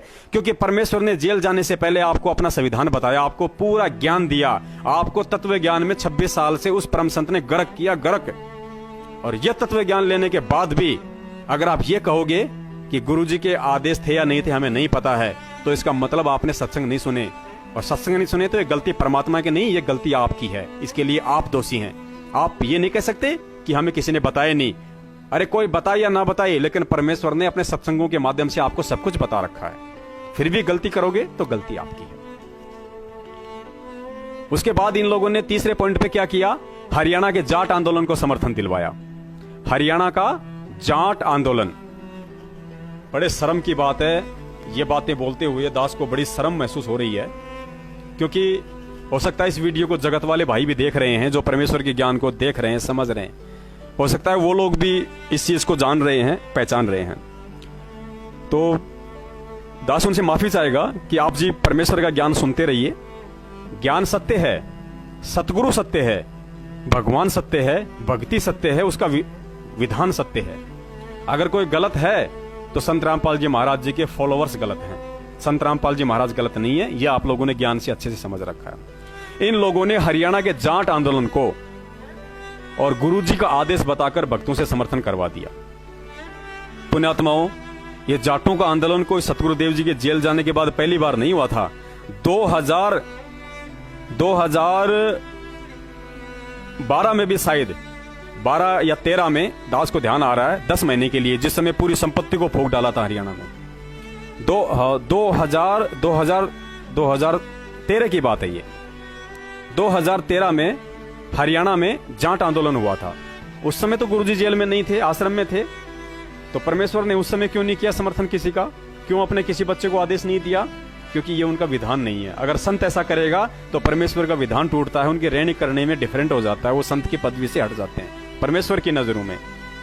तो गुरुजी ने तो आज तक किसी भी जातिगत आंदोलन को समर्थन नहीं दिया। हरियाणा में तो जाटों ने भी आरक्षण के लिए आवाज उठाई, हरियाणा में अन्य जातियों ने भी जाति के लिए आरक्षण के लिए आवाज उठाई। दुनिया में हर दिन कोई न कोई किसी न किसी आरक्षण को लेकर आवाज उठाता रहता है। राजस्थान में हमारे गुज्जर भाई आंदोलन के लिए आवाज उठाते रहते हैं, हमारे जो ब्राह्मण भाई हैं वो भी आरक्षण के लिए आवाज उठाते रहते हैं। संत रामपाल जी महाराज जी ने तो कभी किसी को जातिगत आंदोलन का समर्थन करने के लिए ना कहा, ना अपने शिष्य को कभी आदेश दिया। तो ये किसने आदेश दे दिया जेल जाने के बाद? क्या वो संत ये दोगली नीति अपनाएगा? जिंदगी में नहीं अपनाएगा। तो ये दोगला आदेश किसका था? ये दोगला आदेश संत रामपाल जी महाराज जी के गद्दार भाई महेंद्र और उसकी गुंडई टीम का था। अरे एपी सिंह वकील का स्टेटमेंट पढ़ो। जाट आंदोलन के समय जब मीडिया ने एपी सिंह वकील का इंटरव्यू लिया तो एपी सिंह वकील में स्पष्ट कहा था कि संत रामपाल जी महाराज जी का किसी भी धरने या आंदोलन को समर्थन देने का कोई आदेश नहीं है। जाटों को जो भी समर्थन दे रहे हैं ये राष्ट्रीय समाज सेवा समिति है और ये इनका अपना मत है, अपने स्तर पे अपनी सोच समझ से ये लोग इनका विरोध कर रहे हैं। इसमें संत रामपाल जी महाराज का कोई आदेश या दोष नहीं है। उसके बाद भी गद्दारों की आंखें नहीं खुली, मूर्खों की आंखें नहीं खुली। हमने भेजे थे फेसबुक पे, व्हाट्सएप पे, वो सारी चीजें हमने भेजी हैं उस समय, फिर भी आंखें नहीं खुली। तो इन्होंने भक्तों के वहां भी कर्म फुड़वाए, ज्ञान विरुद्ध आदेश दिलवाकर। और साथ में हम भक्तों की परीक्षा चल रही है। हम भक्तों की ये ना समझना, हम भक्तों की परीक्षा भी चल रही थी। परमेश्वर देखते हैं कि इतना ज्ञान देने के बाद भी ये गोबर खाते हैं या हीरे मोती चुनते हैं। मैंने इनको हंस बनाया था, ये कव्य बन के गोबर खाते हैं या हंस बने रह के हीरे मोती चुकते हैं। फिर भी हम में से 80% लोगों ने गोबर खाया, कौवे बन के, हंस पदवी छोड़ के कौवे बन के गोबर खाया और गुरु जी को बहुत दुखी किया। उसी समय क्या हुआ? इन लोगों ने संगत में भंडारे बंद करवा दिए। इन लोगों ने संगत में गुरु जी का आदेश बता के भंडारे बंद करवा दिए कि भाई गुरु जी का आदेश है जगह जगह सत्संग करो, दान इकट्ठा करना है और भंडारे नहीं करने, केवल चाय और बिस्कुट देना है। अब पुण्यात्माओं, जो परम संत सतलोक आश्रम बरवाड़ा में, सतलोक आश्रम करोथा में या जहां कभी उस परम संत ने सत्संग किए हैं, वो पहले अपने बच्चों को भंडारे से छिक कराता था। भंडारे से उनका पेट भरता था, उनकी आत्मा को तृप्त करता था, उसके बाद अपने बच्चों को सत्संग सुनाता था। वरना परमेश्वर कहते हैं कि भंडारे से पहले तो कथा भी नहीं हो सकती। ये सत्संग हमने भेजा हुआ है संगत में। परमेश्वर ने कहा कि भंडारे के बिना तो कथा भी स्टार्ट नहीं हो सकती। और ये नालायक उसी गुरु का आदेश बता के, और परमेश्वर की वाणी क्या बोलती है, हम रोज पढ़ते हैं नित्य नियम में। ये परमात्मा की डूम भाट के गीत नहीं है, परमात्मा मनोरंजन के लिए नहीं सुनाते हमें ये बातें। परमेश्वर अपनी वाणी में बताते हैं कि कहे कबीर पुकार के, दो ही बात लख ले, एक साहिब की बंदगी और भूखों को कछु दे। हे मूर्ख प्राणी, उस परमेश्वर के विधान को समझ और उसकी दो बातों को गांठ बांध ले। पहली तो ये कि तुझे उस पूर्ण परमेश्वर की अनन्य भक्ति करनी है, विधान और मर्यादा में रह के सच्चे सतगुरु से नाम दीक्षा लेके। और दूसरा, यदि तेरे द्वार पे कोई भूखा आ जाए तो उसको खाली पेट ना जाने देना, वरना तू सबसे बड़ा पापी होगा परमात्मा का। क्योंकि हर जीव की हृदय रूपी गुफा में वो परमेश्वर निवास करता है। और भोजन परमात्मा ने इतना महत्व बताया अन्न देव का, परमेश्वर ने, बड़ा आनंद आता जब उनके मुख कमल से अन्न देव की आरती और उसका सरलार्थ हम सुनते हैं। तो इन गद्दारों ने संगत में भंडारे बंद करवा दिए। अरे ये तो जगत वाले भी समझते हैं इस बात को। तो जगत वालों ने भी दोहे बना रखे हैं कि भूखे पेट ना भजन हो गोपाला, ये पकड़ तेरी कंठी माला। कि हे गोपाल, भूखे पेट भजन नहीं हो सकते, तेरी घंटियां नहीं बज सकती, ये पकड़ तेरी घंटी और शंख। तो हम तो तत्वज्ञानी संत के ज्ञानी शिष्य हैं। परमेश्वर ने हमें सब कुछ बता रखा है, सारा रास्ता दिखा रखा है। फिर सत्संगों में भंडारे कैसे बंद करवा देगा वो परमात्मा? लेकिन फिर भी हम अंधे गधों ने परमेश्वर की बात को ना मान के, और हमने उन गुंडों की बातों को माना और हमने संगत में भंडारे बंद करवा दिए और हम भंडारे रखवाने लग गए। अरे 4 बिस्कुट और 1 चाय के गिलास में तो कुत्ते के बच्चे का पेट नहीं भर सकता। फिर ये दिन में 3-3 बार खाना खाने वाले इंसानों का पेट कैसे भरेगा भाई? कैसे सत्संग सुनेंगे? कोई 50 कोस से आ रहा है, कोई 50 किलोमीटर से आ रहा है। अरे अगर पड़ोसी भी आ रहा है तो उसका फर्ज बनता है कि सत्संग में भंडारा खाए, क्योंकि सत्संग का भंडारा अजब निराला होता है। परमेश्वर ने गीता जी में हमें पढ़ाया है 10वें अध्याय के 13वें श्लोक में, परमेश्वर, या फिर 13वें अध्याय का 10वां श्लोक, दो में से एक है, दास झूठ नहीं बोलेगा, दो में से एक अवश्य है, उसको देख लेना। इसलिए दास ने यहाँ पे कन्फर्म कर दिया, क्योंकि कल को दास 10वें अध्याय का 13वां श्लोक बोल दे और आपने देखा नहीं मिला तो आपकी फिर आत्मा दुखी होगी। तो 10वें अध्याय का 13वां श्लोक या 13वां का 10वां श्लोक, या तीसरे का 13वां या 13वें का तीसरा, इन तीनों में से कोई एक उठा के देख लेना। उसमें लिखा हुआ है कि पूर्ण परमेश्वर को भोग लगने के बाद जो बचा हुआ अन्न हम खाते हैं, उस बचे हुए अन्न से हमारे जन्मों जन्मों के पाप कर्म नष्ट होते हैं। तो पुण्यात्माओं, जहां पे पूर्ण परमेश्वर है कौन? लोगों ने तो श्री कृष्ण जी को पूर्ण परमेश्वर मान रखा था, उसको भोग लगा के 56 भोग लगा के अन्न खाते थे, उससे पाप क्षीण नहीं होते। गीता जी कोड वर्डों में बताई गुरुदेव ने। और पूर्ण परमेश्वर कौन है, ये सूक्ष्म वेद में लिखा हुआ है। तो सूक्ष्म वेद फिर गुरुजी ने पढ़ाया कि पूर्ण परमेश्वर बंदी छोड़ कबीर साहिब है। और कबीर साहिब का जहां भंडारा होगा और जो उनको भोग लगेगा पहले, और भोग लगने के बाद जो उनका बचा हुआ अन्न उसकी आत्माएं खाती हैं, उनकी आत्मा तृप्त होती है, युगो युगांतर के उनके पाप कर्म नष्ट होते हैं। और इन लोगों ने उसी कबीर परमेश्वर को ना तो भोग लगाते हैं, ना भोग नहीं लगाएंगे तो अन्न कहां से बचेगा, और अन्न नहीं बचेगा तो वितरित किसको करेंगे, तो पाप कर्म किसके क्षीण होंगे? उल्टे पाप के भागी बन रहे हैं। वो सत्संग नहीं, वो कुसंग हैं।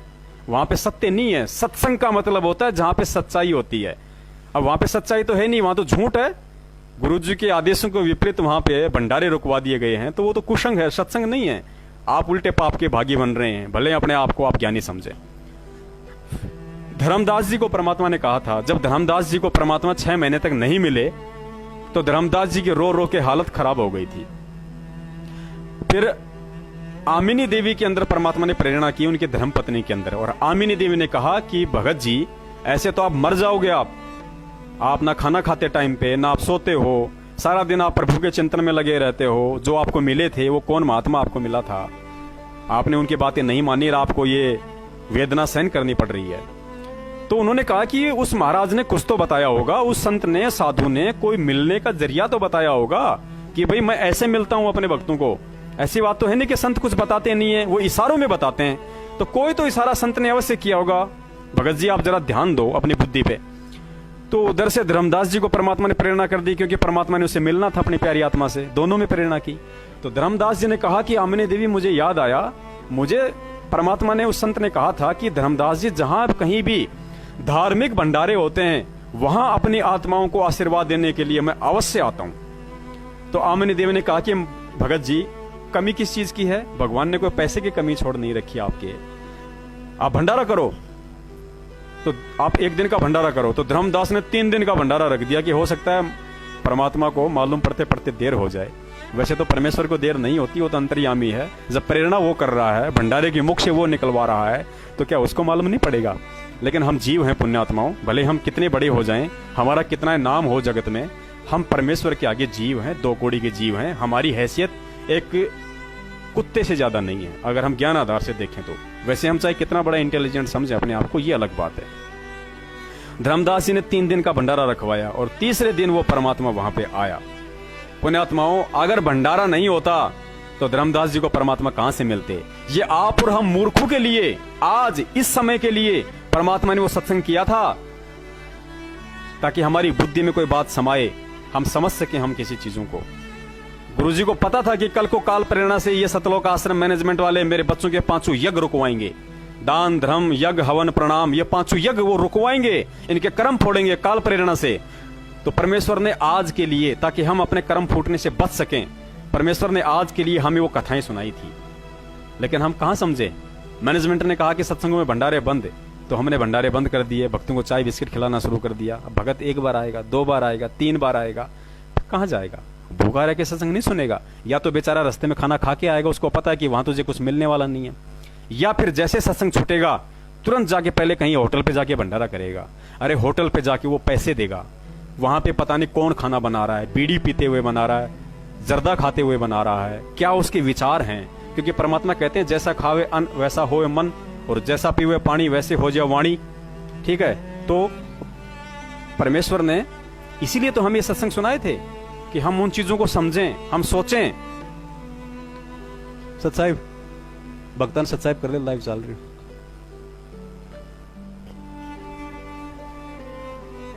इधर आके थोड़ा सामने हो जाओ। सच्चाई बंदी छोड़ सतगुरु रामपाल जी महाराज जी की जय हो। तो परमेश्वर ने हमें इसी दिन के लिए ये सारी बातें हमें समझाई थी। देखो, हमें काशी वाले एग्जाम सुनाए परमात्मा ने।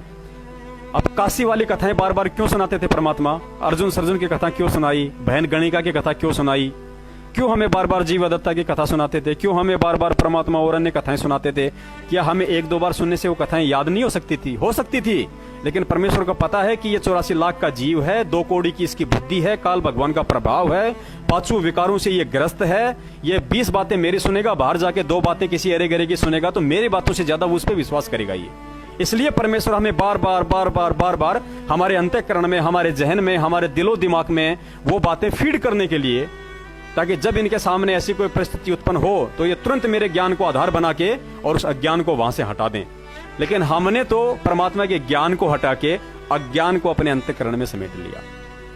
हमने परमात्मा पे विश्वास नहीं किया, हमने कबीर साहिब पे विश्वास नहीं किया, हमने गुरु जी के सत्संगों पे विश्वास नहीं किया। हमने एक 2 कौड़ी के गद्दार झूठे, जिन्होंने सतगुरुदेव जी को धोखे से जेल में बैठाया है, हमने उन गद्दारों पे विश्वास कर लिया। राष्ट्रीय समाज सेवा समिति अर्थात सतलोक आश्रम मैनेजमेंट हरियाणा और गद्दार संत रामपाल जी महाराज जी के भाई महेंद्र भगोड़े। ये महेंद्र भगोड़ा सबसे बड़ा गद्दार है ये। और आपको बता देते हैं, अगर नहीं पता है तो, आज गद्दार महेंद्र की वो हालत हो रही है, आप देखोगे तो आपको रोना आ जाएगा। हमें भी दुख होता है इस बात का, लेकिन कर्मों का विधान है, कौन चेंज करते भाई? परमेश्वर कहते हैं, तू जाने तेरी ऐसे निभेगी या हरदम लेखा भरना रे, धर्मराज के दरबार में तेरा तिल तिल का लेखा रे। अभी 5-7 दिन पहले की बात है, चंडीगढ़ में आया था ये महेंद्र, क्योंकि वहां चंडीगढ़ नामदान केंद्र वालों का आपस में झगड़ा चल रहा है। एक दूसरी पार्टी कहती है कि नामदान केंद्र मेरे को चाहिए, और जिसने ऑलरेडी नामदान केंद्र ले रखा है वो कहता कि मैं छोड़ूंगा नहीं, चाहे तू जो मर्जी कर ले। क्यों नहीं छोड़ेंगे? क्योंकि माया से चिपट चुके हैं ये लोग, हट नहीं सकते। इनका मकान किराया, इनकी दुकान का किराया, इनके बच्चों की फीस, इनकी गाड़ी का डीजल पेट्रोल, ये ससुराल जाते हैं तो गाड़ी करके लेके जाते हैं, उसका डीजल, उस गाड़ी का किराया, बच्चों के कपड़े, मार्केट से साग सब्जी, राशन, ये सब कहां से आता है? ये सब नामदान केंद्रों से आता है। आप और हम भक्तों की कमाई खा रहे हैं वो लोग, तो छोड़ कैसे देंगे भाई साहब? परमात्मा कहते हैं यहां तो एक सरपंच का पद नहीं छोड़ सकता कोई। अरे सरपंच से हट गया तो अपने नाम के आगे सरपंच लगाना नहीं छोड़ सकता। जैसे कोई भूतपूर्व सरपंच है और किसी के घर गया और आवाज लगाई कि भाई दरवाजा खोलिए, वो बोलेगा भाई कौन बोल रहा है? और अब मैं फलाना सरपंच बोल रहा हूं। सरपंच नहीं है, लेकिन फिर भी वो छूटती नहीं है। इसलिए गुरुजी ने कहा है कि राज त्यागना साज है, सहज है, और सहज औरत का ने, पर मान बढ़ाई ईर्ष्या दुर्लभ तजनाइए। ये गंदगी फर्जी नामदान केंद्रों वाली इन लोगों से छूट नहीं सकती, क्योंकि इनके खून मुंह लग गया। जैसे कोई कुत्ता होता है, वो किसी व्यक्ति को काट लेता है और खून उसके मुंह लग जाता है, फिर वो बार बार कईयों को काटने की कोशिश करता है। तो इन लोगों के संगत के हराम के पैसे का खून मुंह लग गया, ये हराम का पैसा लग गया इनके। तो वहां महेंद्र आया हुआ था, तो वहां कुछ अच्छे भगत भी गए हुए थे 1-2। उन भक्तों ने आके बताया कि महेंद्र की हालत तो ऐसी हो रही है कि मरने वाली, पूरे शरीर पे एलर्जी हो रही है, चेहरा उसका लाल हो रहा है और इतना पतला हो रहा है, यदि 10 साल का बच्चा उसको धक्का मार दे तो 10 चक्कर खा जाए वो। बार बार पेशाब करने जाता है, हर 10 मिनट में पेशाब करने जाता है। गोलियों का, मेडिसिन का, दवाइयों का थैला हाथ में लिए रहता है। क्योंकि ये तो हमें भी पता है कि महेंद्र को पहले से काफी बीमारियों ने घेर रखा था, बीपी, डायबिटीज, शुगर, बहुत सारी बीमारियों ने घेर रखा था। दवाइयों के फांके तो आश्रम में भी मारता था वो। लेकिन आज उसने अपने जो कर्म बिगाड़े हैं, उन कर्मों का असर इतना हो गया कि उसकी हालत मरणासन जैसी है। तो पुण्यात्मा होना उन लोगों के साथ भी है जो महेंद्र के इशारों पे चल रहे हैं, जो कोऑर्डिनेटर हैं, जो नामदान संचालक हैं, जो बहुत सारे मायाधारी मस्करे लोग हैं, होना उनके साथ भी है।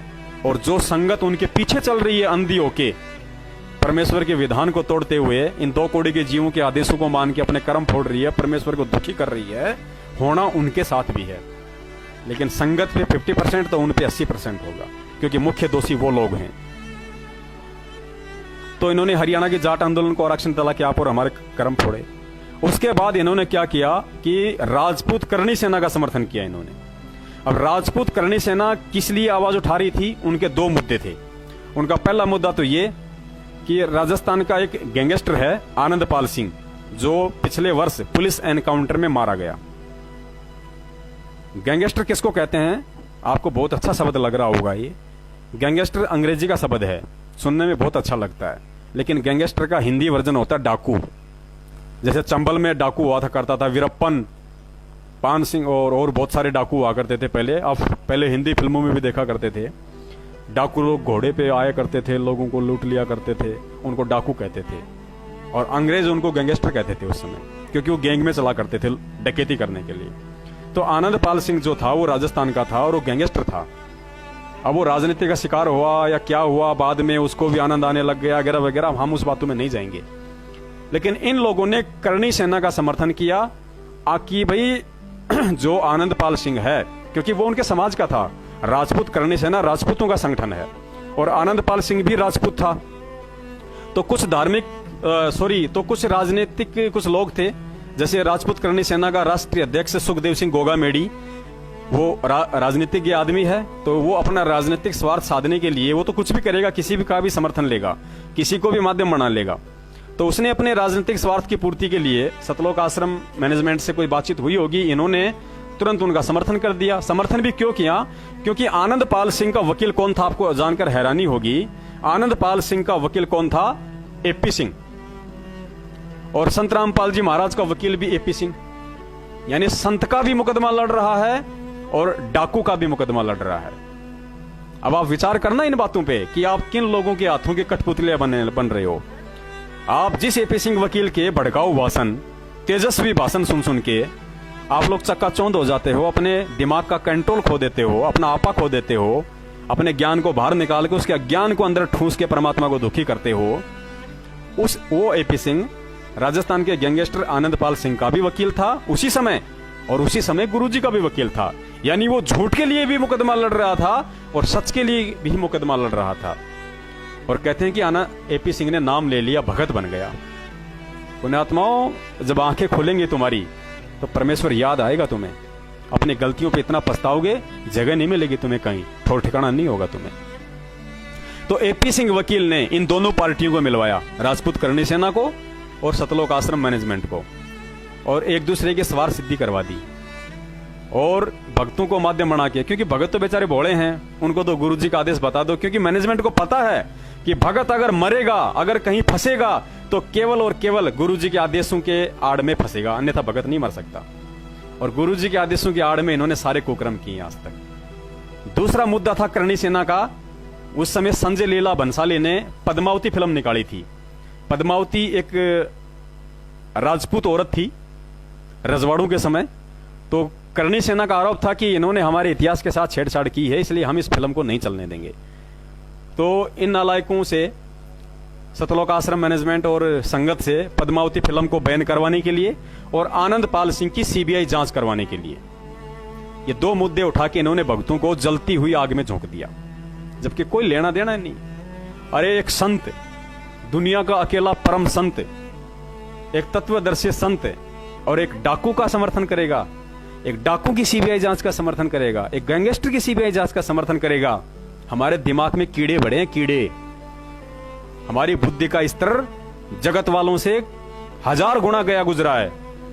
भले ही हम हाथ में रक्षा सूत्र, गले में लॉकेट पहन के अपने आप को भगत बताते हो, लेकिन आज भी हमारी बुद्धि का स्तर डाउन टू अर्थ है। क्या जरूरत पड़ी थी हमें उन लोगों का समर्थन करने की? कब गुरुजी ने किसी गुंडे का, किसी डाकू का, किसी गैंगस्टर का समर्थन किया था? कब अपने भक्तों को आदेश दिया था? कब गुरुजी ने किसी फिल्म को बैन करवाने के लिए आदेश दिया था? अरे तुम लोग पद्मावती फिल्म को बैन करवाने के लिए रोडों पे आ गए भक्तों, नालायकों, तुम्हें शर्म आनी चाहिए। और ये दुनिया भर के सिनेमा घरों में जो एडल्ट फिल्म लगती है, जो ब्लू फिल्म लगती है, जो सरेआम जहां पे नंगा नाच होता है उन फिल्मों में, उन फिल्मों के लिए तुमने कभी आवाज नहीं उठाई। और पद्मावती फिल्म के लिए तुम रोड पे आ गए। तुम्हारी बुद्धि भ्रष्ट हो रही है भक्तों। तुमसे काल भगवान ने घंडस्थ नाच नचवाया, घंडस्थ जो भस्मासुर से नचवाया था ना, नाच नाचते नाचते फिर उसके सिर पे हाथ रखवाया था, भस्म हो गया था। ये सतलोक आश्रम मैनेजमेंट काल एजेंट हैं ये लोग, और काल प्रेरणा से तुम लोगों से वो घंडस्थ नाच नचवा रहे हैं। और अंत में तुम्हारे सिर पे काल का पंजा रखवा के तुम्हें ऐसे भस्म करवाएंगे, युगों युगों से तुम्हें मानव जन्म नहीं मिलेगा। फिर गधे बन के किसी कुमार के नीचे लट खाओगे फिर तुम। परमेश्वर सहाय नहीं करेगा। गुरुजी ने तो बोल रखा कि भाई मैंने तो मेरा ज्ञान देना है, मैंने तो मेरा ज्ञान दे दिया, मैं जबरदस्ती नहीं करता किसी के साथ। अरे जब सतलोक में उस परमात्मा ने हमें जबरदस्ती नहीं रोका, हमारी सहमति से हमें काल के साथ भेज दिया, तो आज तुम्हें जबरदस्ती कहां से सतलोक लेके जाएगा भाई साहब। इसलिए तो परमात्मा कहते हैं कि शीश उपाड़े भूई धरे, ऊपर मच के पांव, कबीर का घर शिखर में तेरी गरज पड़े तो आओ। कि हे मूर्ख प्राणी, यदि तू अपने हाथों से अपना शीश उपाड़ के और उस पे अपना पैर रखे तो भी मैं प्रसन्न होने वाला नहीं हूं। और कबीर का घर शिखर में, कबीर का घर सतलोक में है, अंतिम छोर पे शिखर में, सारे ब्रह्मांडों के शिखर पर तेरी गरज पड़े तो आओ, यानी तेरी इच्छा हो तो आना, नहीं तो 84 लाख में धक्के खाता रहे, तुझे कोई मना नहीं करने वाला। तो पुण्यात्माओं, परमेश्वर के ज्ञान के विपरीत एक निष्पक्ष जो विधान है परमात्मा का, और हमें हमारे से पक्षपात करवा दिया, हमें परमात्मा से दूर करवा दिया। तो आनंदपाल सिंह वाला मैटर करवा के इन्होंने हमारी ऐसी तैसी करी, हम भक्तों की, हमारी भक्तों की खूब ऐसी तैसी करी, इन्होंने गंडस नाच नचवाया। उसके बाद इन लोगों ने और नए नए ड्रामे नचे। आप सब जानते हैं उन ड्रामों के विषय में।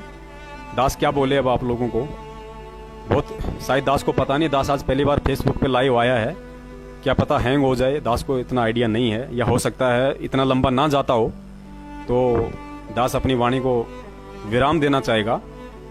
और बाकी परमेश्वर ने दया करी तो समय समय पे आते रहेंगे। और कल हरियाणा में वोट हैं, हाथ जोड़ के सतगुरुदेव जी की तरफ से हाथ जोड़ के, चलो इस दास के तो मत मानो, इस कुत्ते के तो आप मत मानो, दास को तो आप लोगों ने मन मुख्य रूप से गुरुद्रोही घोषित कर रखा है, ये आपके अपने वचन है, आपकी अपनी सोच है, मैं तो आपका उस वचन का भी सम्मान करता हूँ, आदर करता हूँ, सत्कार करता हूँ। धन्य है भक्तों आप, जो परमेश्वर के विधान को छोड़ के मन मुख्य रूप से उनकी वाणियों का अर्थ तोड़ मरोड़ करके किसी को गुरुद्रोही तो किसी को गुरुमुखी कुछ भी बना देते हो। हमें इन चीजों से कोई गिला शिकवा नहीं है। संगत हमारी भाई बहन है, हमें पता है संगत भोली है बेचारी, संगत का नाजायज फायदा उठाया जा रहा है। संगत को तो एक कंधे के रूप में यूज लिया जा रहा है बंदूक चलाने के लिए, संगत के कंधे पे रख के तोप चलाई जा रही है। संगत का दोष नहीं है, लेकिन इतना सब कुछ सारा सच्चाई संगत तक पहुंचने के बाद भी आज सत्सेवकों के वीडियो घर घर में फैले हुए हैं, सबको सच्चाई समझ में आ रही है। और हमें भी इस बात का पता है कि 60% लोगों ने मैनेजमेंट को दान देना बंद कर दिया, ज्योति पाठ का पैसा देना बंद कर दिया, मैनेजमेंट के सत्संगों में इशार तारीखों पे जाना बंद कर दिया, और घर बैठ के परमेश्वर की भक्ति कर रहे हैं। हमें पता है इस चीज का, क्योंकि परिवर्तन तो होना है। सत्य और असत्य, न्याय अन्याय, धर्म अधर्म की इस लड़ाई में जीत हमेशा न्याय सत्य और धर्म की होगी, ये तो सर्व सिद्ध है, इसमें कोई झूठ नहीं, कोई दो राय नहीं। इसमें समय अवश्य लगेगा, समय का हमें इंतजार है। हम परमेश्वर के बच्चे हैं, हमें धैर्य नाम का गुण परमात्मा ने दे रखा है। हम जल्दबाजी नहीं करते, हम जबरदस्ती किसी के मुंह में गाजर नहीं ठोसेंगे। धीरे धीरे रे मनवा, धीरे सब कुछ होए, माली सींचे सो घड़ा, समय आए फल होए। परमेश्वर दया करेंगे, धीरे धीरे सब कुछ होगा। अब गुरुद्रोही की कितनी परिभाषा बताई परमात्मा ने। परमात्मा ने कहा कि गुरुद्रोही गुरुद्रोही सब कोई कहे, पर गुरुद्रोही न चीन कोई, और गुरु से बैर ईर्ष्या करे, गुरुद्रोही कावे सोई।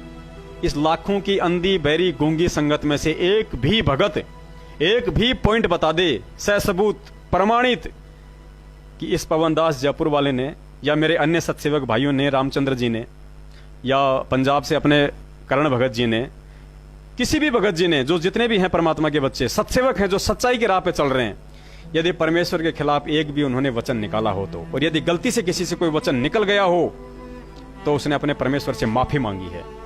और परमेश्वर कहते हैं कि खेवट सबको खेवता, क्या उत्तम क्या नीच। जो गलतियां करने के बाद जिसे अपनी गलती का एहसास हो जाए, जो समय ऐसा ना कर ले, उसको परमेश्वर दया करते हैं।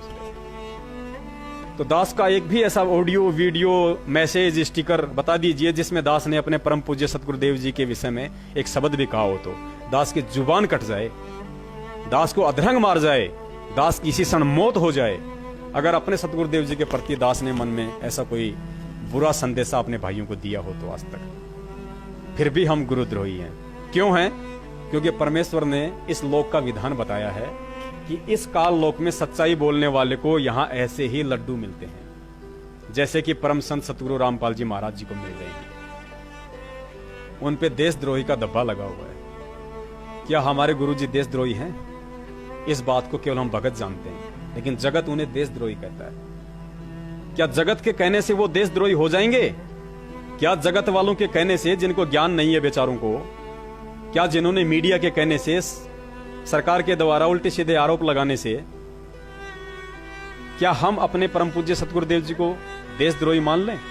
नहीं मान सकते। क्यों नहीं मान सकते? क्योंकि हमें उन्होंने अपने ज्ञान से परिचित करवा रखा है। हमने उनको एडी से लेकर चोटी तक देखा है, जांचा है, परखा है। हम उनके सानिध्य में रहे हैं। हमें अपने गुरु का आचार विचार व्यवहार रहनी करनी कथनी सोच समझ उपदेश ज्ञान विचार सब पता है हमें। हम कैसे मान लें वो देशद्रोही है? ठीक इसी प्रकार संगत अज्ञानता के चलते चाहे हमें लाख बार गुरुद्रोही कहे, हमें कतई बुरा नहीं लगेगा, क्योंकि परमेश्वर का विधान कहता है कि हम भगत हैं और हम गुरु मुखी भगत हैं। और अगर कोई गद्दार है इस सत्संग में, इस संगत में यदि कोई गद्दार है, सबसे बड़ा यदि कोई गद्दार है तो वो सतलोक आश्रम मैनेजमेंट हरियाणा है। और उसके बाद यदि कोई गद्दारी के फार्म भर रहा है नए सिरे से, तो वो संगत है, वो नामदान संचालक और कोऑर्डिनेटर लोग हैं जो उनके मनमुखी आदेशों पे अंधे होके चल रहे हैं। यानी भेड़ की पूंछ पकड़ के दरिया पार करने की कोशिश कर रहे हैं गुरुजी के समझाने के बाद भी। तो वो गुरुद्रोही की पैड़ पे पैर रखना होता है कि गुरुद्रोही की पैड़ पे जय पग आवे पैर 84 निश्चय पड़े, सतगुरु कहें कबीर। पैड़ पे पैड़ का गुरुजी ने मतलब बताया, उनकी यश में यश मिलाना।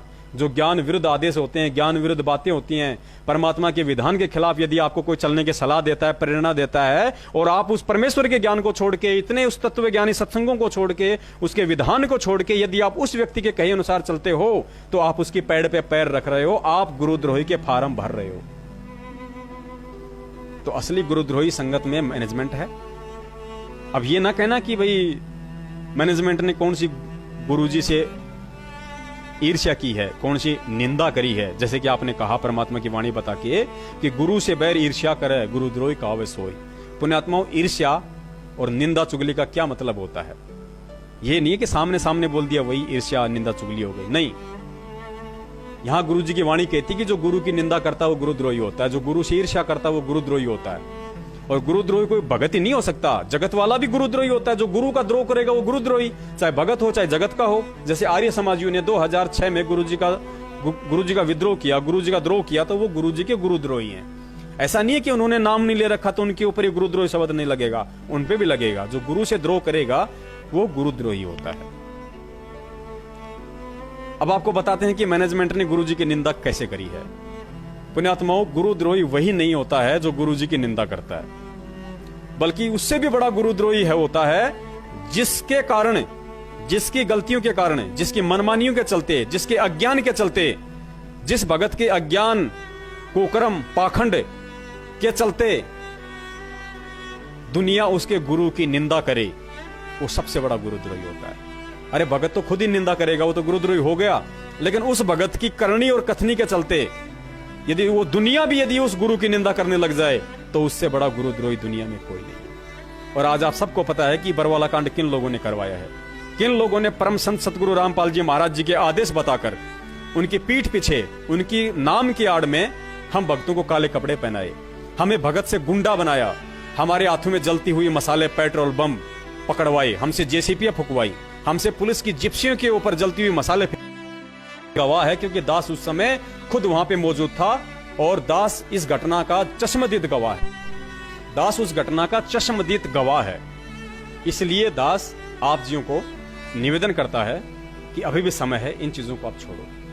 अरे सबसे पहले अपने गुरु को समझो, अपने परमात्मा के ज्ञान को समझो, उस ज्ञान को समझ के फिर दूसरे के आदेशों की तुलना करो कि कोई भी व्यक्ति हमें जो आदेश बता रहा है, क्या वो आदेश, वो ज्ञान, वो मार्ग मेरे गुरु के बताए हुए ज्ञान के अनुसार है या नहीं है। जिस परम संत ने अपने बच्चों को, पुण्यात्माओं, नाम लेने से पहले हम इन हाथों से क्या किया करते थे पता है? हम इन हाथों से कुकर्म करते थे, अधर्म करते थे, अन्याय करते थे। अरे जिस सतगुरु देव ने नाम दीक्षा देके जिन पाप कमाने वाले हाथों को सही शिक्षा देके और इन हाथों में मंत्र कार्ड पकड़ना सिखाया, इन हाथों में माला पकड़नी सिखाई, क्या वही सतगुरु बरवाला कांड में अपने सत्संगों के विपरीत चलते हुए अपने उन्हीं बच्चों के हाथों में लठ पत्थर डंडे बंदूकें पेट्रोल बम और जलती हुई मसाले पकड़ाएगा? जिंदगी में नहीं पकड़ा सकता। अरे सफेद पोशाक तो कबीर पंथ की पहचान है। और वर्तमान में यदि इस पृथ्वी पे कोई असली कबीर पंथी संत है तो केवल सतगुरु रामपाल जी महाराज हैं। तो पुण्यात्माओं, जिस कबीर पंथ की पोशाक सफेद है, और यदि वो वास्तव में कबीर यहां आया हो और वही अपने बच्चों को सफेद पोशाक छुड़वा के और काले कपड़े पहनाएगा, जिंदगी में नहीं पहना सकता। तो ये काम किसके थे? ये काम काल के थे, ये ज्योति निरंजन के काम थे। और ज्योति निरंजन सामने आता नहीं, आपको पता है। ब्रह्मा विष्णु महेश को भी वो निमित्त बना के काम करवाता है, खुद अदृश्य रह के। तो यहां पे उस काल ने सतलोक आश्रम मैनेजमेंट को अपना एजेंट बना के भेजा हुआ था, और उसके मार्फत गुरु के आदेशों की आड़ में उसने सारे कुक्रम हम भक्तों से करवा दिए। काल ने कहा था ना कि जाओ जोग जी संसारा, जीव न मान कहा तुम्हारा, नाम तुम्हारा ले। मालिक की वाणी है कि नाम तुम्हारा ले, वाद विवाद बढ़ाऊं या विद जीवों को भटकाऊं। यानी तेरा नाम ले लेके, तेरे आदेश बता बता के, तेरा विधान बता बता के, तेरे ही बच्चों से कुकर्म करवाऊंगा। तो पुण्यात्माओं, काल कोई छोटी शक्ति नहीं है। अगर उसने भी वचन दिया है तो कोशिश अवश्य करेगा। अब ये डिपेंड करता है कि हम उसके झांसे में आते हैं या नहीं आते, और हम आ गए।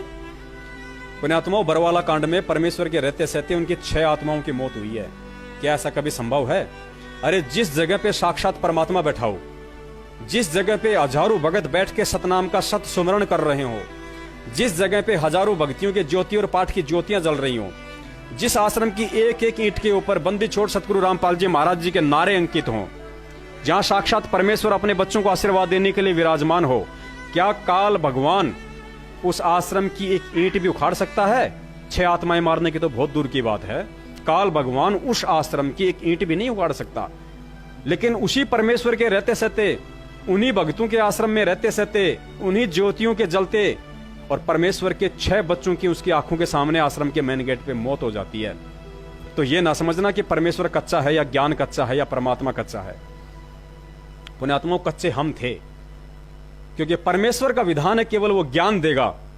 काल भगवान के साथ परमात्मा ने एग्रीमेंट लिया था, एग्रीमेंट हुआ था। काल ने कहा था कि परमेश्वर आप नीचे जाओ, लेकिन आपसे मेरी विनती है आप जबरदस्ती किसी के साथ ना करना, आप केवल अपना सत्य प्रचार करना, और जो आपका ज्ञान समझे परमेश्वर वो आपका, और जो आपका ज्ञान ना समझे वो परमेश्वर मेरा, उसको आप हाथ नहीं लगाओगे, उसके साथ मैं जो मर्जी करूंगा।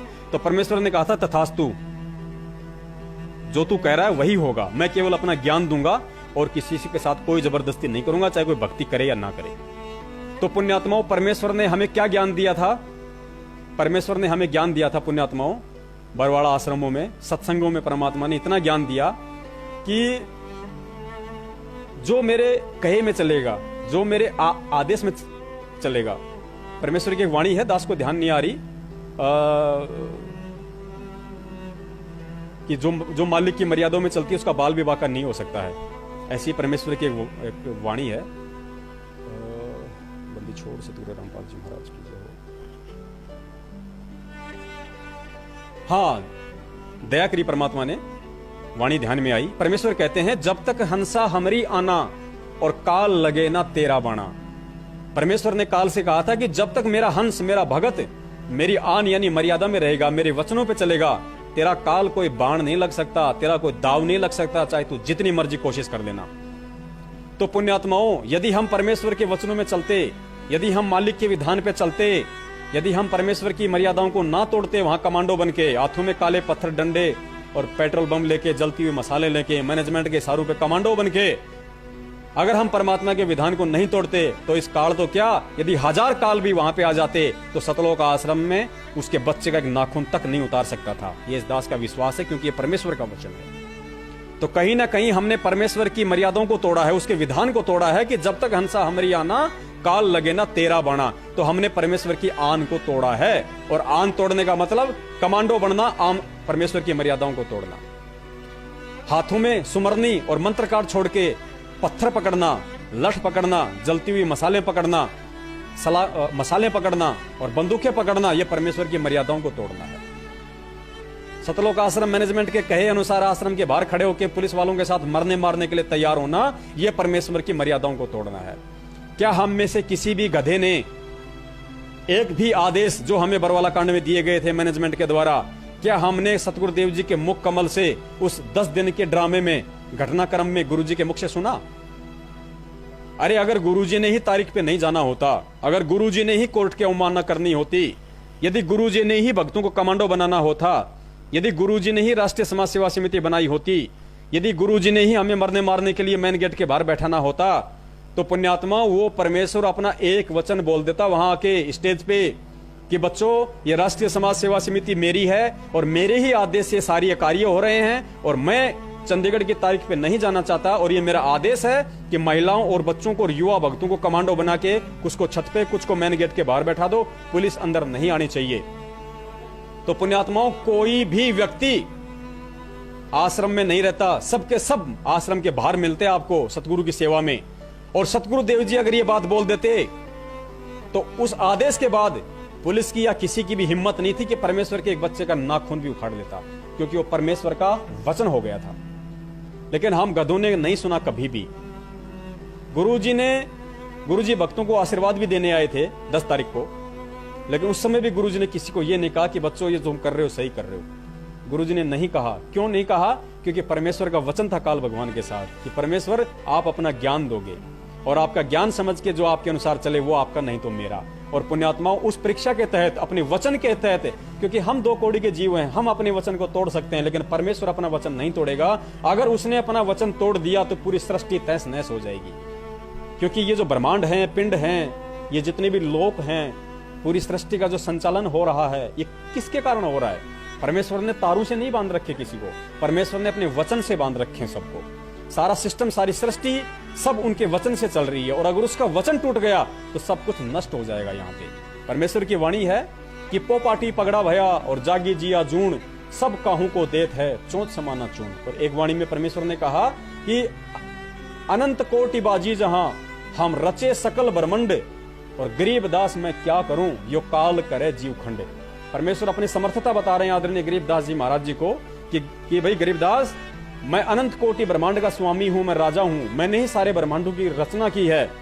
लेकिन यदि मेरा भगत मेरी मर्यादा तोड़ेगा और काल का उस पर दाव लगेगा तो मैं भी वहां पे असमर्थ हो जाता हूं अपने वचन के आगे, क्योंकि वचन तोड़ना भी परमात्मा की असमर्थता हो जाएगी। तो परमेश्वर अपने वचन को नहीं तोड़ेंगे भाई। तो ये काल जीव खंड करता है।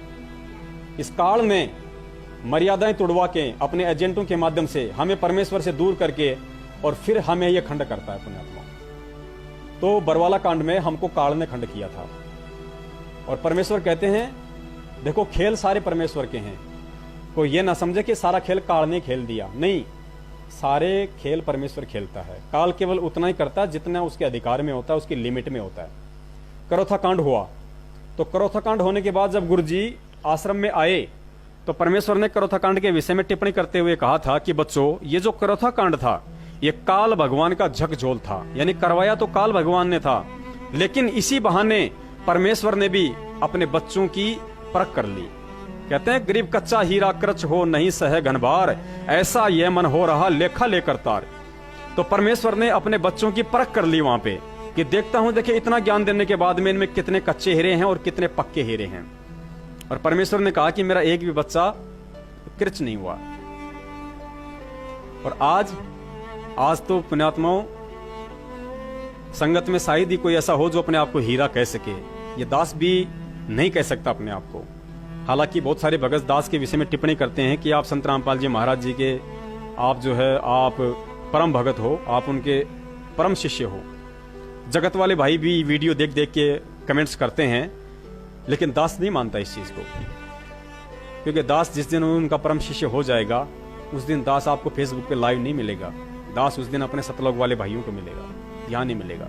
दास में भी 5 विकार हैं, दास में भी सारे विकार हैं। अभी ऐसी बात नहीं कि दास में विकार नहीं है। काम, क्रोध, मोह, लोभ, अहंकार, 25 प्रकृतियां। सतगुरुदेव जी के अलावा वर्तमान में इस पृथ्वी के ऊपर ऐसा कोई नर प्राणी नहीं है, ऐसा कोई जीव नहीं है जिसके अंदर ये 5 विकार ना हो। दास भी उन 5 विकारों से ग्रसित है, लेकिन परमेश्वर कहते हैं कि मेरे ज्ञान देने के बाद ये विकार तुम्हें परेशान नहीं करेंगे, तुमसे ऐसे कोई मर्यादा खंड नहीं करवाएंगे कि तुम मेरे से दूर हो जाएगा। और परमेश्वर ने यहां तक कहा कि विकार अंतिम समय तक दूर नहीं होंगे। तुम्हारे जो 5 विकार हैं ये तुम निकाल नहीं सकते, इनको मिटा नहीं सकते, मार नहीं सकते। गुरुजी ने कहा कि ये जब तक तुम इस शरीर में हो तुमसे बंधे हुए हैं ये। और फिर गुरुजी ने बताया कि यदि कुछ हो सकता है तो डाइल्यूट होंगे, ये 5 विकार डाइल्यूट होंगे। किससे? ज्ञान से निष्क्रिय हो जाएंगे। ये तुमसे वो कुकर्म नहीं करवा सकते जो काल चाहता है मेरे से दूर करने के लिए। ये उस भगत के लिए कहा है परमात्मा ने जो उनके ज्ञान को आधार बना के चलेगा। तो आज जितने भी सत्सेवक हैं उन पे परमेश्वर की बहुत बड़ी दया है। मालिक की सेवा करते हुए, वो मर्यादा में रहते हुए परमेश्वर से ही प्रार्थना करते करते कि हे परमेश्वर हमें मर्यादाओं में रखना।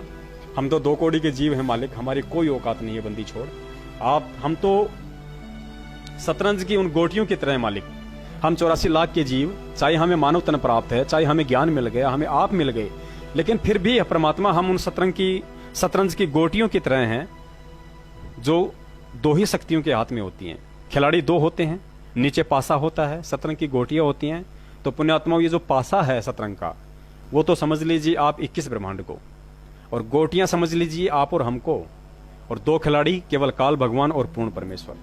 यदि हम मर्यादा में रहे तो पूर्ण परमेश्वर के हाथ में रहेंगे और पोबारा 25 होगा, और यदि हम मर्यादाओं से टूटे तो हम काल के हाथ में होंगे, गधे और कुत्ते बनेंगे।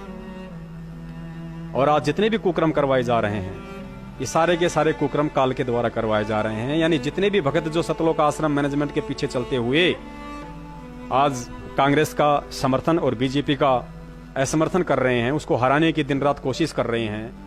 अरे एक बात बताइए, राहुल गांधी आपका कौन सा जमाई लगता भाई, और मोदी कौन सा आपका दुश्मन है बेचारा? मेरी ना तो राहुल से कोई दुश्मनी है, ना मोदी से मेरी कोई दोस्ती है, ना मैंने कांग्रेस का बहिष्कार किया, ना मैंने आज तक कभी बीजेपी का समर्थन किया, क्योंकि मैं भगत हूं। मेरी विचारधारा दोनों पार्टियों से भिन्न है। अरे आजकल तो सरकार ने भी ऑप्शन दे दिया नोटा के बटन का, कि यदि आप दोनों में से किसी भी पार्टी को पसंद नहीं करते हैं तो आप नोटा का बटन दबा दीजिए। इससे ये होता है कि मेरा किसी भी राजनीतिक पार्टी या राजनीतिक उम्मीदवार से कोई लेन देन नहीं है, ना मैं किसी का समर्थन करता हूं। तो आप उन पाप कर्मों से बच जाओगे जो जीतने के बाद उनमें से एक पार्टी पाप कर्म करेगी। और हम भगत होके और हम उनका पक्ष कर रहे हैं, एक का विपक्ष कर रहे हैं। हम तो परमात्मा की मर्यादाओं से दूर हो रहे हैं। तो हम कहां चल रहे हैं पुण्यात्मा? अभी भी नहीं जागे तो कब जागेंगे? हर युग में परमात्मा आते हैं, हर युग में हमें यही ज्ञान देते हैं, यही मंत्र देते हैं, और हर युग में हम ऐसी ही गलतियां कर जाते हैं। ये बार बार सत्संग सुनाने का मकसद परमात्मा का यही था कि पुण्यात्माओं, जो गलती तुम पहले कर चुके हो वो गलती आगे ना करना तुम। हमें भीड़ को देख के नहीं चलना। अरे भीड़ को देख के तो भेड़ चलती है, गधे चलते हैं, जानवर चलते हैं। भीड़ को देख के इंसान नहीं चलता। इंसान अपनी बुद्धि और विवेक का इस्तेमाल करके चलता है। 650 साल पहले हम भीड़ को देख के चले। लोगों ने कहा कि देख तेरा गुरु पाखंडी, नालायक, शराब की बोतल लेके वैश्या को हाथी पे बिठा के कुकर्म कर रहा है, ऐसा है तेरा गुरु? डूब मरो तुम और तुम्हारे गुरु। नालायक को बदनाम कर दिया पूरी काशी को। हम लोग लज्जित होके, बिना ज्ञान के, हम लोग दबाव में आके, हम लोग शर्मिंदे होके, अपने परमात्मा में कमियां निकाल के, और हम उनको भड़वा भड़वा कहने लग गए। हमने भी कहा उनको भड़वा। ये दास भी उनमें से एक, 64 लाख में से। क्या कहा कि भड़वा भड़वा सब कोई कहे। सब कोई का मतलब परमेश्वर कह रहे हैं कि भड़वा भड़वा सब कोई कहे। सब कोई का मतलब जगत और भगत सब आ गए सब कोई में। भड़वा भड़वा सब कोई कहे, पर कोई न जाने खोज, और दास कबीर, और दास गरीब कबीर करम, यो बाटे सिर का बोझ। परमात्मा कहते हैं कि उस समय सब मेरे भगत हो रहे, भगत मुझे भड़वा भड़वा कह रहे थे, लेकिन उनको इस बात का ज्ञान नहीं था। गरीबदास जी महाराज कहते हैं कि उस बात का ज्ञान नहीं था कि वो कबीर परमात्मा अपने सिर से नकलियों का भार उतार रहा था। क्योंकि आध्यात्मिक जीवन का एक विधान है पुण्यात्माओं। जैसे हम लोग अपने बच्चे को स्कूल भेजते हैं, या हम भी स्कूल में गए थे, और साल भर पढ़ाई के बाद हमारा टेस्ट होता था, हमारी परीक्षा होती थी। वो परीक्षा क्यों होती थी? असली और नकली को छांटने के लिए, ज्ञानी और अज्ञानी शिष्य की, विद्यार्थी की परख करने के लिए वो परीक्षा होती थी। ये विधान है यहाँ पे। गुरु अगर दीक्षा देगा, शिक्षा देगा, तो परीक्षा अवश्य लेगा। ठीक यही नियम आध्यात्मिक जीवन का है। यदि गुरु शिष्य बनाता है तो उस शिष्य की परख करना उसके लिए परम अनिवार्य है। क्यों अनिवार्य है? क्योंकि परमात्मा का विधान लागू हो जाता है उस गुरु के ऊपर। क्या विधान है? कि जब तक शिष्य पार नहीं होगा तब तक गुरु पार नहीं हो सकता। इसलिए तो गुरु जी कहते हैं कि अन्य जितने भी नकली संत हैं ये अपने ऊपर भार रख रहे हैं। ये 84 लाख योनियों में जाएंगे और इनके फॉलोअर्स भी जाएंगे बिना ज्ञान के, क्योंकि इनके पास मोक्ष मंत्र नहीं है, मोक्ष मार्ग नहीं है। शिष्य भी 84 में जाएंगे। जब शिष्य पार नहीं होगा तो गुरु भी पार नहीं हो सकता। ये विधान है परमेश्वर का, इस भक्ति मार्ग का। तो अपने गुरुदेव के ऊपर भी यही विधान लागू है परमेश्वर का। तो संत रामपाल जी महाराज जी कैसे पीछे हट सकते हैं भाई? जब खुद परमेश्वर आए कबीर साहब काशी में, वो तो खुद परमेश्वर थे, उनके ऊपर कौन सा विधान लागू था? उन्होंने तो खुद विधान बनाया था। लेकिन उन्होंने हमें शिक्षा देने के लिए, आगे जो गुरु प्रणाली आएगी उसको एक नई शिक्षा देने के लिए क्योंकि गुरु के लिए भी बहुत सारे संकेत दिए परमात्मा ने। हम जब नित्य नियम पढ़ते हैं तो परमात्मा ने सतगुरु के लिए भी बहुत सारे निर्देश दिए कि यदि आप उन निर्देशों में रह के अपने अनुयायियों को शिक्षा दोगे तो ही ठीक, अन्यथा आपके साथ भी वही बीतेगी जो अन्य की बीतती है। क्योंकि परमेश्वर के घर में किसी के साथ कोई प्यार प्रेम पक्ष विपक्ष नहीं है, परमेश्वर निष्पक्ष होकर चलता है। तो परमेश्वर कबीर साहिब जी ने वहां पे काशी के अंदर, और हम उनको भड़वा भड़वा कहा, हम लोगों ने उनको, परमेश्वर ने हमें अपनी झोली से बाहर निकाल फेंका। तो आध्यात्मिक नियम के तहत कबीर परमात्मा ने भी हमारी ली परीक्षा, वहां पे हम फेल हो गए। फिर उसी आध्यात्मिक नियम के अनुसार संत रामपाल जी महाराज जी को भी अपनी परीक्षा देनी पड़ी थी, क्योंकि संत रामपाल जी महाराज जी भी स्वामी रामदेवानंद जी महाराज जी के शिष्य थे। क्योंकि गुरु परंपरा अति आवश्यक है, और गुरु परंपरा के बिना यह भक्ति मार्ग आगे नहीं चल सकता। और जब खुद कबीर साहिब जी ने रामानंद जी को अपनी परीक्षा दी, तो कबीर साहिब जी से जो गुरु प्रणाली आगे चलेगी, वो अपनी परीक्षा कैसे नहीं देंगे, कैसे वो गुरु अपनी परीक्षा नहीं लेंगे। तो सतगुरुदेव जी के विषय में बताया जाता है कि सतगुरुदेव जी को हरियाणा के चिमने डेराने गांव के एक रामस्वरूप भगत जी हैं, उन्होंने गुरु जी को बताया कि भाई आपके मतलब के कबीर पंथी संत है रामदेवानंद जी महाराज, आप कहो तो आपको मैं ले चलता हूं उनके पास। तो गुरु जी तो भक्ति भाव में थे ही, परमेश्वर की दया थी, तो लीला थी मालिक की। रामस्वरूप जी को तो खाली निमित्त बनाना था। तो गुरु जी रामस्वरूप जी के साथ दादा गुरु जी के आश्रम में चले गए। दादा गुरु जी ने जाते ही उन्हें नाम दीक्षा दे दी, क्योंकि उन्हें तो उस हीरे की जरूरत थी, उनका राह देख रहे थे, वो समय आ गया था। दादा गुरु जी भी अंतर्यामी थे, उन्हें भी सब पता था, भाई सतगुरु थे, वो भी बंदी छोड़ थे। तो दादा गुरु जी ने सतगुरुदेव जी को नाम दीक्षा दे दी। गुरु जी अपने, जैसे आप और हम भक्ति करते हैं, ऐसे अपनी भक्ति भी कर रहे थे, अपना जेई की नौकरी भी कर रहे थे परमेश्वर। अब जब दादा गुरु जी काफी वृद्ध हो चले और ये गुरु प्रणाली किसी अन्य आत्मा के हाथों में सौंपने का समय आ गया था, तो उन्होंने उससे पहले अपने भक्तों की परीक्षा लेनी थी। तो दादा गुरु जी ने क्या लीला रची, अपने दस्त लगा लिए, बीमार हो गए, लूज मोशन हो गए, और 1 नहीं 2 नहीं 3 महीने तक वो कंटिन्यू चले। अब दस्त नॉर्मली 2 दिन लगे, 3 दिन लगे, ज्यादा से ज्यादा 5 दिन लग जाएं, लेकिन 3 महीने किसी को दस्त हो जाए तो आदमी सोचने पे भी मजबूर हो जाता है। तो संगत में कुशर पुसर शुरू हो गई। कहते हैं संगत माई कुसंगत उपजे जैसे बड़ में बांस, और आप पे घिस घिस आग लगा ले कर औरा का भी नाश। तो पुण्यात्माओं, गुरुजी ने सत्संग में बताया कि सत्संग में कुशर पुसर शुरू हो गई। कोई कहने लगा कि भाई देखो दस्त कोई 3-3 महीने थोड़े लगते हैं, 3 दिन लग जाएं, 4 दिन लग जाएं, ये कोई बात थोड़ी है। कुछ कहने लगे कि भाई लगता है गुरुजी का दिमाग खराब हो गया, क्योंकि दादा गुरुजी उस समय क्या करते थे, बार बार लेटरिन जाते थे, फिर बार बार कहते भाई हाथ धुलाओ, फिर बैठ गए, फिर कहते भाई मैं लेटरिन जाऊंगा, फिर लेटरिन करके आए, फिर हाथ धोए, फिर फ्रेश होने गए, कभी मुंह धोया। मतलब दिन में 10-10 12-12 बार बाथरूम में जाते थे, फ्रेश होने जाते थे, लेटरिन के लिए जाते थे। तो लोग कहते थे भाई लगता है इनका दिमाग खराब हो गया, क्योंकि उम्र भी बहुत ज्यादा हो गई, 114-15 साल के आसपास हो गई, उम्र का भी तगाजा होता है। क्योंकि पुण्यात्माओं, तत्व ज्ञान तो हमें आज मिला है, तत्व ज्ञान दादा गुरुदेव जी के शिष्यों को नहीं था, क्योंकि उस समय ये पूर्ण तत्व ज्ञान किसी ने देना भी नहीं था। और वो नाम दीक्षा मंत्र जो ओरिजिनल, जो आज आप और हमें मिले हुए हैं, वो नाम दीक्षा मंत्र केवल दादा गुरुदेव जी ने अपने बच्चे संत रामपाल जी महाराज जी के अलावा किसी को नहीं दिए थे। आप महेंद्र को पूछ लेना, महेंद्र ने भी दादा गुरुदेव जी से नाम दीक्षा ली थी, महेंद्र को भी वो मंत्र नहीं मिले थे जो दादा गुरुदेव जी ने संत रामपाल जी महाराज जी को दिए थे, सारनाम और सार शब्द, वो भी उनको नहीं दिया था। दादा गुरुदेव जी किसी को ओम भगवते वासुदेवाय नमः, किसी को ओम, किसी को क्या दिया करते थे, लेकिन वास्तविक मंत्र उन्होंने केवल संत रामपाल जी महाराज जी को दिए थे, क्योंकि गुरु प्रणाली के तहत आगे उन्होंने ही यथार्थ 13वें कबीर पंथ को आगे बढ़ाना था, वही परमेश्वर के अंतिम पैगंबर थे। तो संगत में तरह तरह की बातें होने लग गई। अब ये बातें रामस्वरूप भगत जी के पास भी पहुंच गई। तो रामस्वरूप भगत जी भी ज्ञान के कुछ कच्चे थे, वो अपने गुरुदेव के पास आए और कहने लगे भाई जेई, क्योंकि गुरुजी उस समय जूनियर इंजीनियर के पोस्ट पे थे, नौकरी पे थे, उस समय अपनी भक्ति भी करते थे, नौकरी भी करते थे, गुरुजी ने ही बताया। तो उन्होंने कहा भाई जेई, बोले हाँ भाई, बोले भाई क्या विचार है तेरा, बोले भाई कौन सा विचार है, बोले भाई गुरुजी के विषय में, बोले भाई दस्त लग रहे हैं, तबीयत खराब हो रही है, संगत में तरह तरह की बातें हो रही हैं, तो क्या विचार है तेरा। मतलब रामस्वरूप जी का कहने का मतलब था कि अभी भी इसी पंथ में रहना है या कोई और कोई गुरु ढूंढना है। तो गुरुजी ने उसकी बात का कोई जवाब नहीं दिया। गुरुजी बोले कोई नहीं भाई, जो चल रहा हो चलने दे, सब परमात्मा की लीला, सब परमात्मा का खेल है। 10-15 दिन बाद फिर रामस्वरूप जी गुरुजी के पास आए और वही शब्द उनसे दोहराया कि भाई जय साहब क्या विचार किया, मैंने आपको जो बातें कही थी तो गुरुजी ने कहा भी क्या विचार, क्या बातें, मेरे तो कुछ समझ में नहीं आ रहा। तो रामस्वरूप जी ने कहा कि भाई देख, गुरुजी का हो गया दिमाग खराब, 3-3 महीने किसी के 10 थोड़े लगा करते हैं, ऐसा थोड़ी है कोई, भाई अपने को तो मोक्ष चाहिए, मुक्ति चाहिए, कोई दूसरा गुरु देखते हैं। तब गुरुजी ने रामस्वरूप जी को जो शब्द कहे थे, पुण्यात्मा आप सुनना उन शब्दों को, कि कौन अधिकारी होता है सतगुरु के सच्चा शिष्य कहलाने का।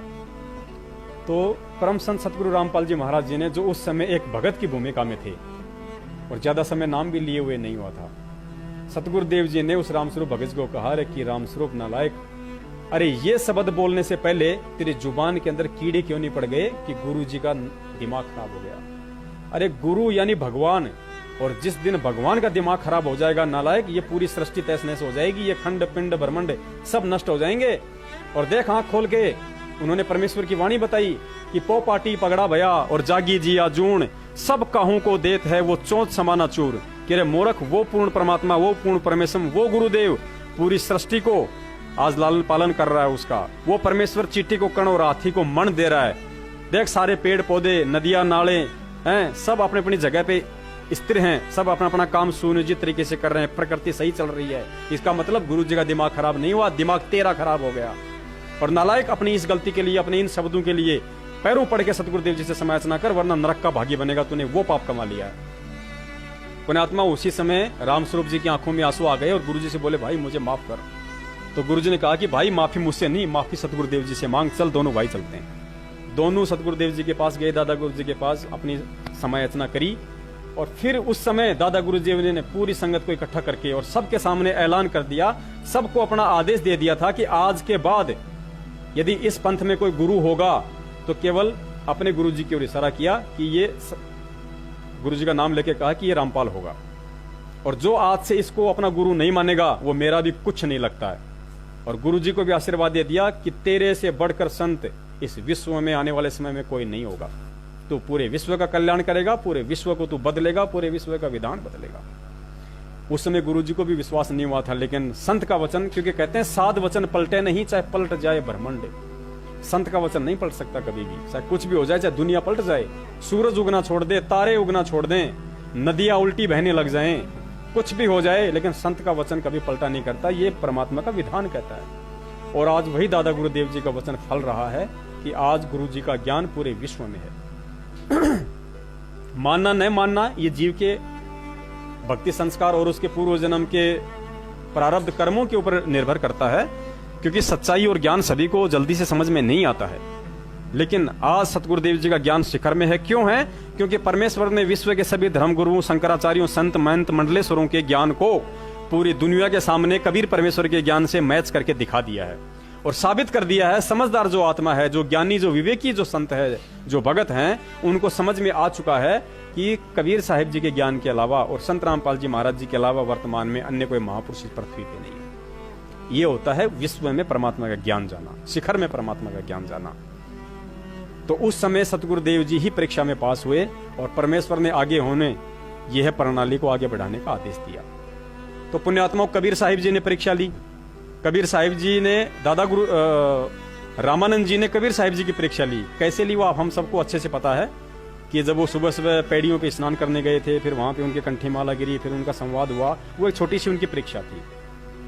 उसके बाद में कबीर साहिब जी ने अपने शिष्यों की परीक्षा ली 64 लाख की। फिर अपने दादा गुरुदेव जी ने अपने शिष्यों की परीक्षा ली। और आज वर्तमान में संत रामपाल जी महाराज जी हमारे गुरु हैं, हमारे सतगुरु हैं, हमारे परमेश्वर हैं और हम उनके शिष्य हैं। तो पुण्यात्माओं, इस भक्ति विधान के अनुसार परीक्षा तो आप और हमारी भी होनी है।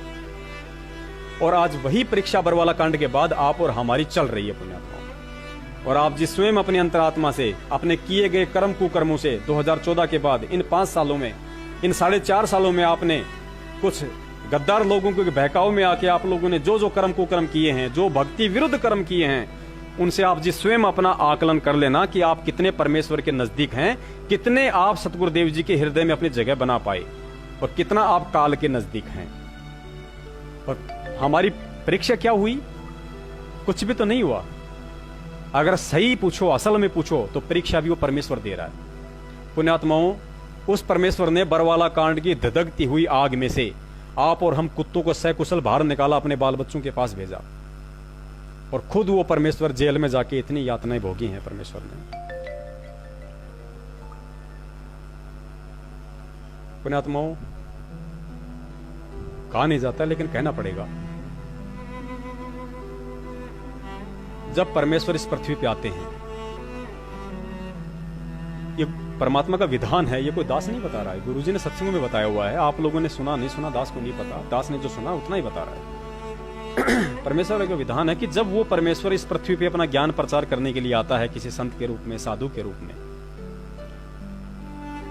तो वो पंच तत्व के शरीर में आता है। भले ही वो शरीर विदेह हो, जैसे राजा जनक जी थे, उनका भी पांच तत्व का शरीर था, लेकिन वो विदेह शरीर था। कबीर साहिब जी थे, उनका भी विदेह शरीर था। गरीबदास जी महाराज जी थे, वो भी पांच तत्व के शरीर में थे, लेकिन उनका विदेह शरीर था। ऐसे ही संत रामपाल जी महाराज जी के रूप में कबीर परमेश्वर हैं, वो पंच तत्व के शरीर में है लेकिन विदेह शरीर है। और पांच तत्व का शरीर इस 21 ब्रह्मांड का नियम है पुण्यात्माओं, कि उसको सर्दी, गर्मी, बरसात, ठंडा, हानि, लाभ, अच्छा बुरा सब कुछ महसूस होगा उसको। अगर ऐसा नहीं होता तो संत रामपाल जी महाराज जी गर्मियों के समय एसी चालू करके सत्संग नहीं करते, और सर्दियों में कोट नहीं पहनते, आंखों पे चश्मा नहीं लगाते। अगर उन्हें कुछ महसूस ही नहीं होता तो कपड़े पहनने की आवश्यकता नहीं थी फिर। उन्हें जुकाम नहीं लगती, उन्हें खांसी नहीं लगती, उन्हें शरीर में हल्की फुल्की कोई परेशानियां नहीं होती, लेकिन सब कुछ हुआ। वो गर्मियों में सत्संग करते थे, एसी चलाते थे, हमें बैठाते थे, हमारे लिए भी ठंडक की पंखे या कूलर वगैरह लगा की व्यवस्था किया करते थे। वे सर्दियों में कोट पहनते थे, मोटे कपड़े पहनते थे। क्यों? क्योंकि वो पंचतत्व के शरीर विदेह शरीर में थे और उनको हर चीज महसूस होगी। ये परमात्मा का विधान है। पुण्यात्माओं, 2014 बरवाला कांड में सतगुरुदेव जी का, क्योंकि जिस कदर सतगुरुदेव जी के खिलाफ हरियाणा सरकार में रोष था, हरियाणा के लोगों में रोष था, पूरी दुनिया में रोष था, क्योंकि हमने 150 से ऊपर पुलिस वालों को पत्थर मार मार के घायल किया है। अब वो बदला किससे लेंगे? गुरुजी से। क्यों? क्योंकि एक अंग्रेजी में कहावत है, every action has an opposite reaction, यानी हर क्रिया की प्रतिक्रिया होती है। हम जो भी क्रिया करते हैं उसकी प्रतिक्रिया अवश्य होती है। ये विधान है यहाँ का। आप किसी को गाली दोगे तो आपको भी गाली मिलेगी, भले ही वो मन मन में निकाले या आपके सामने बोल दे। आप किसी को पत्थर मारोगे तो आपको पत्थर अवश्य मिलेगा, चाहे आपको किसी कुत्ते के जन्म में वो पत्थर मिले, चाहे उसी मानव जन्म में मिले, चाहे बुढ़ापे में आपके बच्चे आपको पत्थर मारे, या चाहे उसी क्षण वो आदमी उठा के आपको मार दे। तो every action has an opposite reaction, हर क्रिया की प्रतिक्रिया इस काल लोक का विधान है। इससे कोई अपरिचित, कोई दूर नहीं हो सकता। और सतगुरुदेव जी भी उसी विधान के अंदर आते हैं जब तक यहाँ पे पंचतत्व के शरीर में एज ए संत हैं। तो पुण्यात्माओं, 30 दिन का रिमांड सतगुरुदेव जी का हुआ। कितने दिन का? 30 दिन का रिमांड सतगुरुदेव जी का हुआ। हिसार जेल का शायद ये रिकॉर्ड होगा कि किसी का 30 दिन का रिमांड हुआ हो। रिमांड क्या होता है? जो लोग जेल से छूट छूट के आए हैं देशद्रोह के मुकदमे में, उनसे पूछ लेना एक बार। उनकी टट्टी पेशाब निकाल दी जाती थी, उन्हें उनका एक हाथ बांध के यहां से, और उनको ऊपर लटकाया जाता था, उनको पंखे से एक हाथ बांध के ऊपर, और फिर उसको डंडे मार मार के उसका वो हाल किया जाता था। उसकी लैट्रिन निकल आती थी। दोनों पैरों को ऊपर बांध के पूछना इन भक्तों को, ये आज ना बताएं तो बात अलग है, लेकिन बताने वालों ने हमें सारी सच्चाई बताई है। भक्तों के दोनों भगत कौन? 1000 भगत हैं। अन्याय उनके साथ भी हुआ है, भयंकर हुआ है। लेकिन जो राष्ट्रीय समाज सेवा समिति वाले थे, जो वीरेंद्र था गुरुजी का बड़ा लड़का, राज कपूर था, राजेंद्र भटगांव था, मास्टर रामकुमार ढाका था, बलजीत था, ये बताएंगे नहीं आज, लेकिन बताने वालों ने हमें बताया है। इनका पंखे से एक हाथ बांध के और नीचे इनको नग्गा करके मारा जाता था, इनकी लैट्रिन निकल आती थी। इनके दोनों पैरों को बांध के ऊपर लटकाया जाता था, सर नीचे किया जाता था। वो सर नीचे 30-30 सेकंड के लिए गटर में डुबोया जाता था, लैट्रिन के गटर में डुबोया जाता था, क्योंकि उनको पता होता है कि कितने समय तक ये अपने सांसों को सहन कर सकता है। लैट्रिन में डुबोया जाता था, नग्गा करके 2-2 पुलिस वाले ऊपर बैठ के 4-4 पकड़ के 5-5 डंडे मारते थे। जानवरों की तरह सलूक किया गया। पुण्यात्माओं, जब राष्ट्रीय समाज सेवा समिति के लोगों के साथ में ऐसा सलूक हुआ है तो आप जी यकीन कर सकते हो, समझदार को संकेत ही काफी होता है। ज्यादा डिटेल में बताने की जरूरत नहीं है कि गुरुदेव के साथ क्या हुआ होगा, क्योंकि मुख्य टारगेट उनका गुरुजी था। और हमने जो क्रिया की थी बरवाला कांड में, उसकी प्रतिक्रिया गुरुदेव पे निकलनी थी पुण्यात्मा, और गुरुदेव पे वो प्रतिक्रिया निकली 30 दिन के रिमांड पे। हम बहुत बड़े नीच हैं पुण्यात्मा, हमसे बड़ा क्या पता हमें भी परमात्मा क्षमा कर पाए या ना कर पाए, क्योंकि कुकर्म तो हमसे भी हुए हैं। उस समय इन गुंडों के बहकाव में आके लठ तो हमने भी उठाए हैं, पत्थर तो हमने भी मारे हैं। क्या पता परमेश्वर हमें इस जन्म में माफ करे या ना करें, दास नहीं कह सकता, लेकिन मौज उस परमात्मा की, क्योंकि परमेश्वर की एक वाणी है कि जो मैं पूत कपूत हूं बहुर पिता को लाज।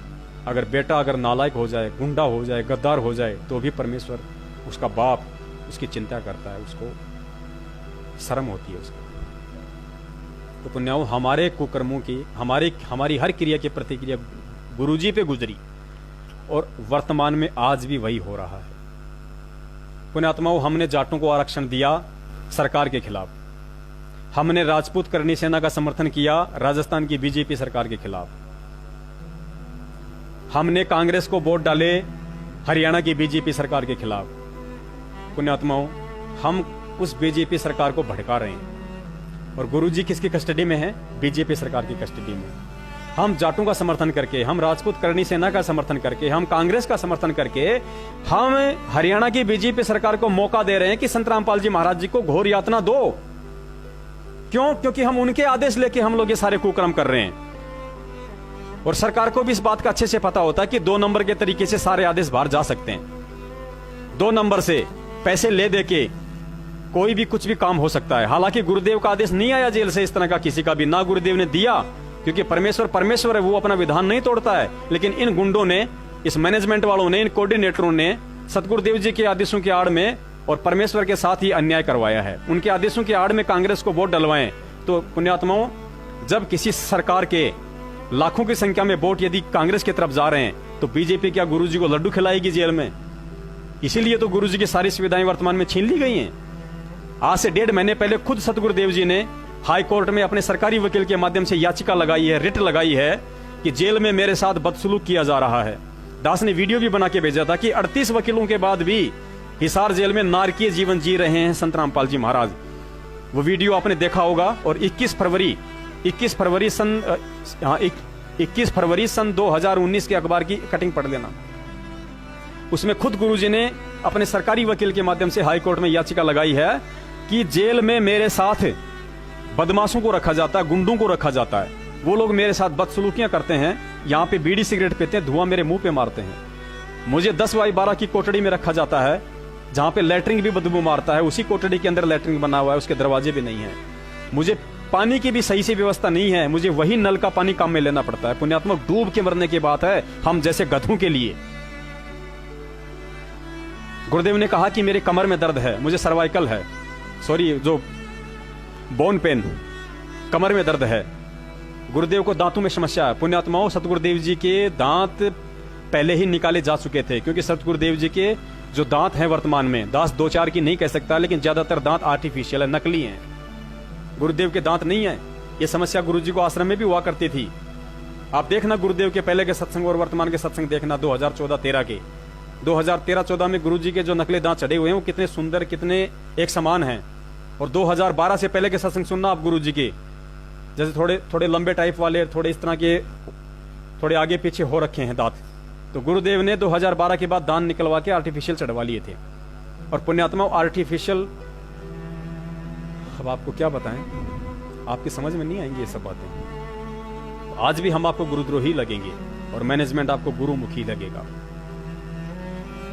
आज गुरुदेव के साथ वो सलूक किया जा रहा है जो एक बिगड़े से बिगड़े हुए कैदी के साथ नहीं किया जाता, उसको भी कुछ सुविधाएं दी जाती हैं।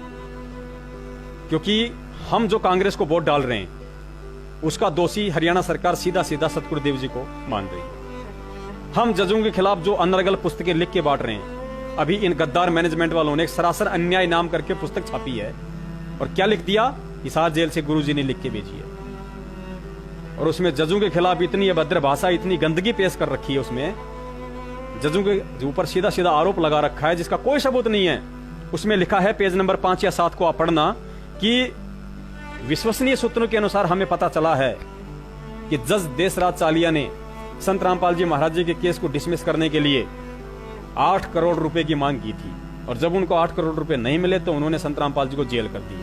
अब इन गधों से पूछो, इन गद्दारों से पूछो, इन गुंडों से पूछो, मैनेजमेंट वालों से, कि 10 जज देशराज चालिया ने यदि किसी विश्वसनीय सूत्र से और 8 करोड़ रुपए की डिमांड की थी, तो गद्दारों वो विश्वसनीय सूत्र कौन है उसको सामने क्यों नहीं लाते? किस आदमी के माध्यम से, किस वकील के माध्यम से? क्या एपी सिंह वकील के माध्यम से 8 करोड़ रुपए मांगे थे? क्या गर्ग वकील के माध्यम से 8 करोड़ रुपए मांगे थे? किस वकील के माध्यम से, किस सोर्स के माध्यम से? और जज देशराज चालिया जी ने और 8 करोड़ रुपए गुरुजी से मांगे थे, बताइए, या मैनेजमेंट वालों से मांगे थे? है कोई सबूत? कल को वही कोर्ट यदि आपके ऊपर और एक नया केस डाल देगी, गुरुजी पे नया केस डाल देगी कि मेरे ऊपर रिश्वत का आरोप लगा रहा है, और एक और गुरुजी पे नया मुकदमा बनेगा, और हम गधे बिना सोचे समझे, बिना पढ़े उन पुस्तकों को समाज में उस गंदगी को पेश कर रहे हैं।